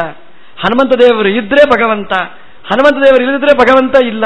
ಶ್ರೀ ಮಧ್ವಾಚಾರ್ಯರು ಇದ್ರೆ ಭಗವಂತ, ಶ್ರೀ ಮಧ್ವಾಚಾರ್ಯರು ಇಲ್ಲದಿದ್ರೆ ಭಗವಂತನ ಜ್ಞಾನ ಇಲ್ಲ ಅಂತ ತೀರ್ಮಾನ ಮಾಡಿ ಆ ಪ್ರಾಣದೇವರನ್ನು ಸೃಷ್ಟಿ ಮಾಡಿದಂತೆ. ಸ ಪ್ರಾಣಂ ಅಸೃಜತ ವಾಯುಸುತೇನ ಅಂತ ರಾಯರು ಹೇಳ್ತಾರೆ. ಭಗವಂತನಿಗೆ ವ್ಯಾಪ್ತಿ ಇರುವವ ಅಂತ ಇಲ್ಲಿ ವಾದಿರಾಜರು ಸುಂದರವಾದ ಚಿಂತನೆಯನ್ನು ಕೊಡ್ತಾರೆ. ಅಂದ್ರೆ ಆಚಾರ್ಯರ ಶಬ್ದಕ್ಕೆ ಚಿಂತನೆ ಕೊಡ್ತಾರೆ. ಆಚಾರ್ಯರು ಹೇಗೆ ಹೇಳ್ತಾರೆ? ದೇಹೇಪಿ ಯತ್ರ ಪವನಃ, ಅಲ್ಲಿ ಹೇಳ ದೇಹೇಪಿ ಯತ್ರ ಹರಿ ಪವನಃ ತತ್ರ ಅಂತ. ಸಾಮಾನ್ಯವಾಗಿ ವ್ಯಾಪ್ತಿ ಹೇಗೆ ಅಂತಂದ್ರೆ, ವಾಯುದೇವರು ಎಲ್ಲಿದ್ದಾರೆ ಅಲ್ಲಿ ಭಗವಂತ, ದೇವರು ಎಲ್ಲಿದ್ದಾನೆ ಅಲ್ಲಿ ವಾಯುದೇವರು, ಸಮವ್ಯಾಪ್ತಿ ಹೇಳೋದು. ಆದರೆ ಆಚಾರ್ಯರು ಒಂಚೂರು ಅಮೆಂಡ್ಮೆಂಟ್ ಮಾಡಿದ್ರು. ಅದು ಹೌದು, ಹರಿಯಲ್ಲಿದ್ದಾನೆ ಅಲ್ಲಿ ವಾಯುದೇವರು, ಓಕೆ ಸರಿ ಇದೆ. ಆದರೆ ವಾಯುದೇವರು ಎಲ್ಲಿದ್ದಾರೆ ಅಲ್ಲಿ ಹರಿ, ಅದು ಸರಿ ಇದೆ. ಆದರೆ ಹರಿ ಎಲ್ಲೆಲ್ಲಿ ಇರ್ತಾನೆ ಅಲ್ಲಿ ವಾಯುದೇವರು ಸ್ವಲ್ಪ ತಿದ್ದಿ ಅಂತ ಹೇಳ್ತಾರೆ. ಯಾಕೆಂತಂದ್ರೆ ಅವ್ರು ಹೇಳ್ತಾ, ದೇಹೇಪಿ ಯತ್ರ, ದೇಹದಲ್ಲಿ ಎಲ್ಲಿ ಪವನ ವಾಯುದೇವ ಭಗವಂತ ಇರ್ತಾನೆ ಅಲ್ಲಿ ಎಲ್ಲ ಕಡೆ ವಾಯುದೇವರು ಇರ್ತಾರೆ. ದೇಹೇಪಿ ಯತ್ರ ಹರಿಹಿ ತತ್ರ ಪವನಃ ಅಂತ. ಅಂದ್ರೆ ದೇಹ ಇರಬೇಕಾದ್ರೆ ದೇಹಿಗಳ ಜೊತೆಗೆ ಅಲ್ಲಿ ಭಗವಂತ ವಾಯುದೇವರು ಒಟ್ಟೊಟ್ಟಿಗೆ ಇರ್ತಾರೆ. ಈಗ ಇಲ್ಲಿ ವಾಯುದೇವರಿದ್ದಾರೆ, ಯಾರಿಗಾದ್ರೂ ಡೌಟ್ ಉಂಟಾ? ಡೌಟ್ ಇದ್ರೆ ಇಲ್ಲಿ ಇರ್ಲಿಕ್ಕೆ ಸಾಧ್ಯನೇ ಇಲ್ಲ. ಹಾಗಾಗಿ ಇಲ್ಲಿ ವಾಯು ಇದ್ದಾನೆ ಅಂದ್ರೆ ವಾಯುದೇವರು ಇರ್ತಾರೆ, ಉಸಿರಾಟದ ದೇವರು, ಶ್ವಾಸೋಚ್ಛ್ವಾಸ ಮಾಡಿಸುವ ದೇವರು ಇರ್ತಾರೆ. ಅಂದ್ರೆ ಅದರ ಅರ್ಥ ವಾಯುದೇವರು ಇದ್ದಾರೆ ಅಂತಂದ್ರೆ ಅದರ ಜೊತೆಗೆ ಭಗವಂತ ಇದ್ದೇ ಇದ್ದಾನೆ ಅಂತ ಅರ್ಥ. ಎಷ್ಟು ಪುಣ್ಯ ಗೊತ್ತು! ಈ ಮಠದಲ್ಲಿ ಒಂದು ದೇವರು ಇರುವುದಲ್ಲ, ಇಲ್ಲಿ ಎಷ್ಟು ಜನ ನಾವು ಇರ್ತೇವೆ ಅಷ್ಟು ರೂಪದಿಂದ ಭಗವಂತ ಇಲ್ಲಿ ಇರ್ತಾನೆ. ಯಾಕೆಂದ್ರೆ ದೇಹೇಪಿ ಯತ್ರ ಪವನ, ದೇಹೇಪಿ ಯತ್ರ ಹರಿ ಪವನಃ ತತ್ರ. ಇಲ್ಲಿ ಭಗವಂತ ವಾಯುದೇವರು ಇದ್ದಾರೆ, ಆದ್ರಿಂದ ಭಗವಂತ ಇಲ್ಲಿ ಇದ್ದೇ ಇರ್ತಾನೆ ಅಂತ. ಇಂತಹ ವಾಯುದೇವರು ಇಲ್ಲಿದ್ದಾರೆ ಅಂತಂದ್ರೆ ಭಗವಂತ ಬಾರದೆ ಇರಲಿಕ್ಕೆ ಸಾಧ್ಯನಾ? ರಾಯರು ಹೇಳೋದು ಹಾಗೆ, ಪ್ರಾಪ್ತ ವಾಯುಸುತೇನ, ವಾಯುವಿನ ಮಗನಿಂದ ಅಂತ ಕಾರಣ ಅದು. ಅಂದರೆ ವಾಯುದೇವರೇ ಸುತನಾಗಿ ಬಂದದ್ದು, ಹನುಮಂತ ದೇವರಾಗಿ ಬಂದದ್ದು, ಅವರಿಂದ ಪ್ರಾಪ್ತನಾದವ ರಾಮ. ಅಂದರೆ ಇದು ವ್ಯಾಪ್ತಿ. ಇದು ಹನುಮಂತ ದೇವರು ಇದ್ದಾರೆ ಅಂದರೆ ಭಗವಂತ ಇದ್ದಾರೆ. ಅಂದರೆ ಇಲ್ಲಿವರೆಗೂ ಇದ್ರೂ ಈಗ ಗೊತ್ತಾಯಿತು, ಇಡೀ ಜಗತ್ತಿಗೆ ಗೊತ್ತಾಯಿತು ಹನುಮಂತ ದೇವರ ಜೊತೆಗೆ ರಾಮಚಂದ್ರ. ಏನು ಗೊತ್ತಾಯಿತು ಗೊತ್ತಾ? ಹನುಮಂತ ದೇವರು ದುಃಖ ಪರಿಹಾರ ಮಾಡುವವರು. ನೋಡಿ, ಈ ಸುಗ್ರೀವನಿಗೆ ದುಃಖ ಇತ್ತು, ಯಾಕೆಂದ್ರೆ ರುಮೆಯನ್ನು ಕಳ್ಕೊಂಡ, ದುಃಖ ಇತ್ತು ಅವನಿಗೆ. ಹನುಮಂತ ದೇವರ ಅನುಗ್ರಹ ಸಿಕ್ಕಿತು, ದುಃಖವೇ ಪರಿಹಾರ ಆಯಿತು. ಹಾಗಾಗಿ ಹನುಮಂತ ದೇವರು ದುಃಖವನ್ನು ಪರಿಹಾರ ಮಾಡಿದರು, ರುಮೆಯ ದುಃಖವನ್ನು ಪರಿಹಾರ ಮಾಡಿದರು. ರಾಮನಿಗೆ ರಮೆಯ ದುಃಖ ಇರಲಿಕ್ಕೆ ಸಾಧ್ಯನಾ? ಯಾಕಂದ್ರೆ ಹನುಮಂತ ದೇವರ ಅನುಗ್ರಹ ಇದ್ದವರಿಗೇನೆ ಈ ದುಃಖ ಪರಿಹಾರ ಆಗ್ತದೆ. ಹನುಮಂತ ದೇವರ ಬಾಸ್ ರಾಮ, ಅವನಿಗೆ ರಮೆಯ ದುಃಖ ಇರಲಿಕ್ಕೆ ಸಾಧ್ಯನಾ? ಇಲ್ಲ ಅಂತ ಹೇಳಿದರು. ಆದರೆ ಸೂರ್ಯ ಸುತೇನ ಪ್ರಾಪ್ತ, ರಾಮದೇವರು ಪ್ರಾಪ್ತ, ಅವರು ಒಳ್ಳೆ ಪ್ರಕರ್ಷಮಾಪ್ತ, ಅಂದರೆ ಪ್ರಕೃಷ್ಟನಾದವ, ನಿರ್ದೋಷನಾದವ. ಅಂದರೆ ಸೀತೆಯ ಜೊತೆಗೇನೆ ರಾಮ ಇದ್ದಾನೆ, ಸೀತೆಯನ್ನು ಬಿಟ್ಟು ರಾಮ ಇಲ್ಲ. ಅದನ್ನು ಜ್ಞಾನಪೀಠಾಚಾರ್ಯ ಚೆನ್ನಾಗಿ ಹೇಳ್ತಾರೆ. ಅವ್ರು ಹೇಳುವಾಗಲೇ ರಮಾಪತಿಂ ರಾಮತನುಂ ದದರ್ಶ ಅಂತ ಹೇಳ್ತಾರೆ. ಅಂದರೆ ಹನುಮಂತ ದೇವರು ನೋಡಿದ್ರು, ಯಾರನ್ನು ನೋಡಿದ್ರು? ರಾಮತನುಂ ದದರ್ಶ ಅಂತ ಹೇಳಿಲ್ಲ, ರಮಾಪತಿಂ ರಾಮತನುಂ ದದರ್ಶ, ರಮಾಪತಿಯಾದ ರಾಮನನ್ನು ಕಂಡ್ರು. ಅಂದ್ರೆ ಹನುಮಂತ ದೇವರು ನೋಡಿದ್ದು, ರಾಮ ನಿನ್ನ ಮಿಸಸ್ ಎಲ್ಲಿ, ಮಿಸಸನ್ನು ಬಿಟ್ಟು ಯಾಕೆ ಬಂದಿದ್ದ ಕೇಳಲೇ ಇಲ್ಲ. ಯಾಕೆಂದ್ರೆ ಒಟ್ಟಿಗೆ ಕಾಣಿಸ್ತಾ ಇದ್ದಾರೆ, ಒಟ್ಟಿಗೆ ಲಕ್ಷ್ಮೀನಾರಾಯಣರನ್ನು ಒಟ್ಟಿಗೆ ಆರಾಧನೆ ಮಾಡಿದವರು, ಸೀತಾರಾಮರನ್ನು ಒಟ್ಟಿಗೆ ಚಿಂತನೆ ಮಾಡಿದವರು, ಒಟ್ಟಿಗೆ ನಮಗೆ ಅನುಗ್ರಹ ಮಾಡಿದವರು. ಸೂರ್ಯಸುತೆ ವಾಯುಸುತೇನ ಪ್ರಾಪ್ತ, ಚೆನ್ನಾಗಿ ಪ್ರಾಪ್ತನಾಗಿರತಕ್ಕಂತಹ ರಾಮಚಂದ್ರ ವಂದಿತ ಅವತಾತ್, ನಮ್ಮೆಲ್ಲರನ್ನು ರಕ್ಷಣೆ ಮಾಡಲಿ ಅಂತ ಹೇಳ್ತಾ ಹನುಮಂತ ದೇವರು ರಾಮದೇವರನ್ನು ತನ್ನ ಹೆಗಲಲ್ಲಿ ಕೂಡಿಸಿ ಕಿಷ್ಕಿಂಧೆಗೆ ಕರ್ಕೊಂಡು ಹೋಗ್ತಾರೆ. ಅಲ್ಲಿಂದ ಕಿಷ್ಕಿಂಧಾಕಾಂಡ ಪ್ರಾರಂಭ ಆಗಬೇಕು. ಅದನ್ನ ರಾಯರು ಒಂದು ಮುಂದಿನ ಶ್ಲೋಕದಲ್ಲಿ ವಿವರಿಸ್ತಾರೆ. ಹೇಗೆ ವಿವರಿಸ್ತಾರೆ ಅಂತ ಮತ್ತೆ ನಾಳೆ ಸೇರಿದಾಗ ನೋಡೋಣ ಅಂತ ಹೇಳ್ತಾ ಪ್ರವಚನವನ್ನು ಕೃಷ್ಣಾರ್ಪಣ ವಸ್ತು.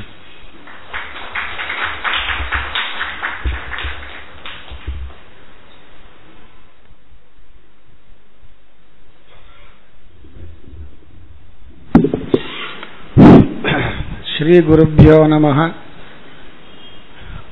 ಗುರುಗಳು, ಸ್ವಾಮಿಗಳು ಅವರಿಗೆ ಗುಣವೇ ಕಾಣುವುದು, ನಮಗೆ ದೋಷವೇ ಕಾಣುವುದು. ನಾವೇನಾದರೂ ರಾಯರ ಗ್ರಂಥವನ್ನು ನೋಡಿದಾಗ ಏನು ಎಲ್ಲ ಕಥೆಯನ್ನು ಬಿಟ್ಟು ಏನೋ ಅಲ್ಲಲ್ಲಿ ಚೂರು ಚೂರು ಹೇಳಿದ್ದಾರೆ, ಹಾಗಂತ ನಾವು ದೋಷವನ್ನೇ ಹುಡುಕ್ತೇವೆ. ಆದರೆ ಸ್ವಾಮಿಗಳು ಹಾಗೆಲ್ಲ, ಅವರಿಗೆ ಎಲ್ಲವನ್ನು ಹೇಳಿದ್ದಾರೆ, ಅದು ಹೇಗೆ ಅಂತ ನೋಡಬೇಕು ಅಷ್ಟೇ ಎನ್ನುವ ಆ ದೃಷ್ಟಿ, ಆ ಸಂದೇಶವನ್ನ ಚೆನ್ನಾಗಿ ಕೊಡ್ತಾ ಇದ್ದಾರೆ. ಅದಕ್ಕೆ ಗುರುಗಳು ಅಂತ. ನಮಗೆ ಗ್ರಂಥ ಓದಿದರೂ ಅರ್ಥ ಆಗಬೇಕಾಗಿಲ್ಲ, ಓದೋಕ್ಕೂ ಬರೋದಿಲ್ಲ, ಓದಿ ಅರ್ಥ ಆಗಬೇಕು ಅಂತಲೂ ಇಲ್ಲ, ಅದರಲ್ಲಿದ್ದ ಸೂಕ್ಷ್ಮ ವಿಚಾರಗಳಂತೂ ಹೊಳೆಯೋದೇ ಇಲ್ಲ. ಇಂತಹ ಉಪದೇಶವನ್ನ ನೀಡಿದ ಗುರುಗಳಿಗೆ ಸಾಷ್ಟಾಂಗ ಪ್ರಣಾಮಗಳನ್ನು ಅರ್ಪಣೆ ಮಾಡುತ್ತಾ, ಎಲ್ಲ ಮಠದಲ್ಲೂ ಕೂಡ ಪಂಚಾಂಗಗಳು ಬರ್ತಾನೇ ಇದೆ.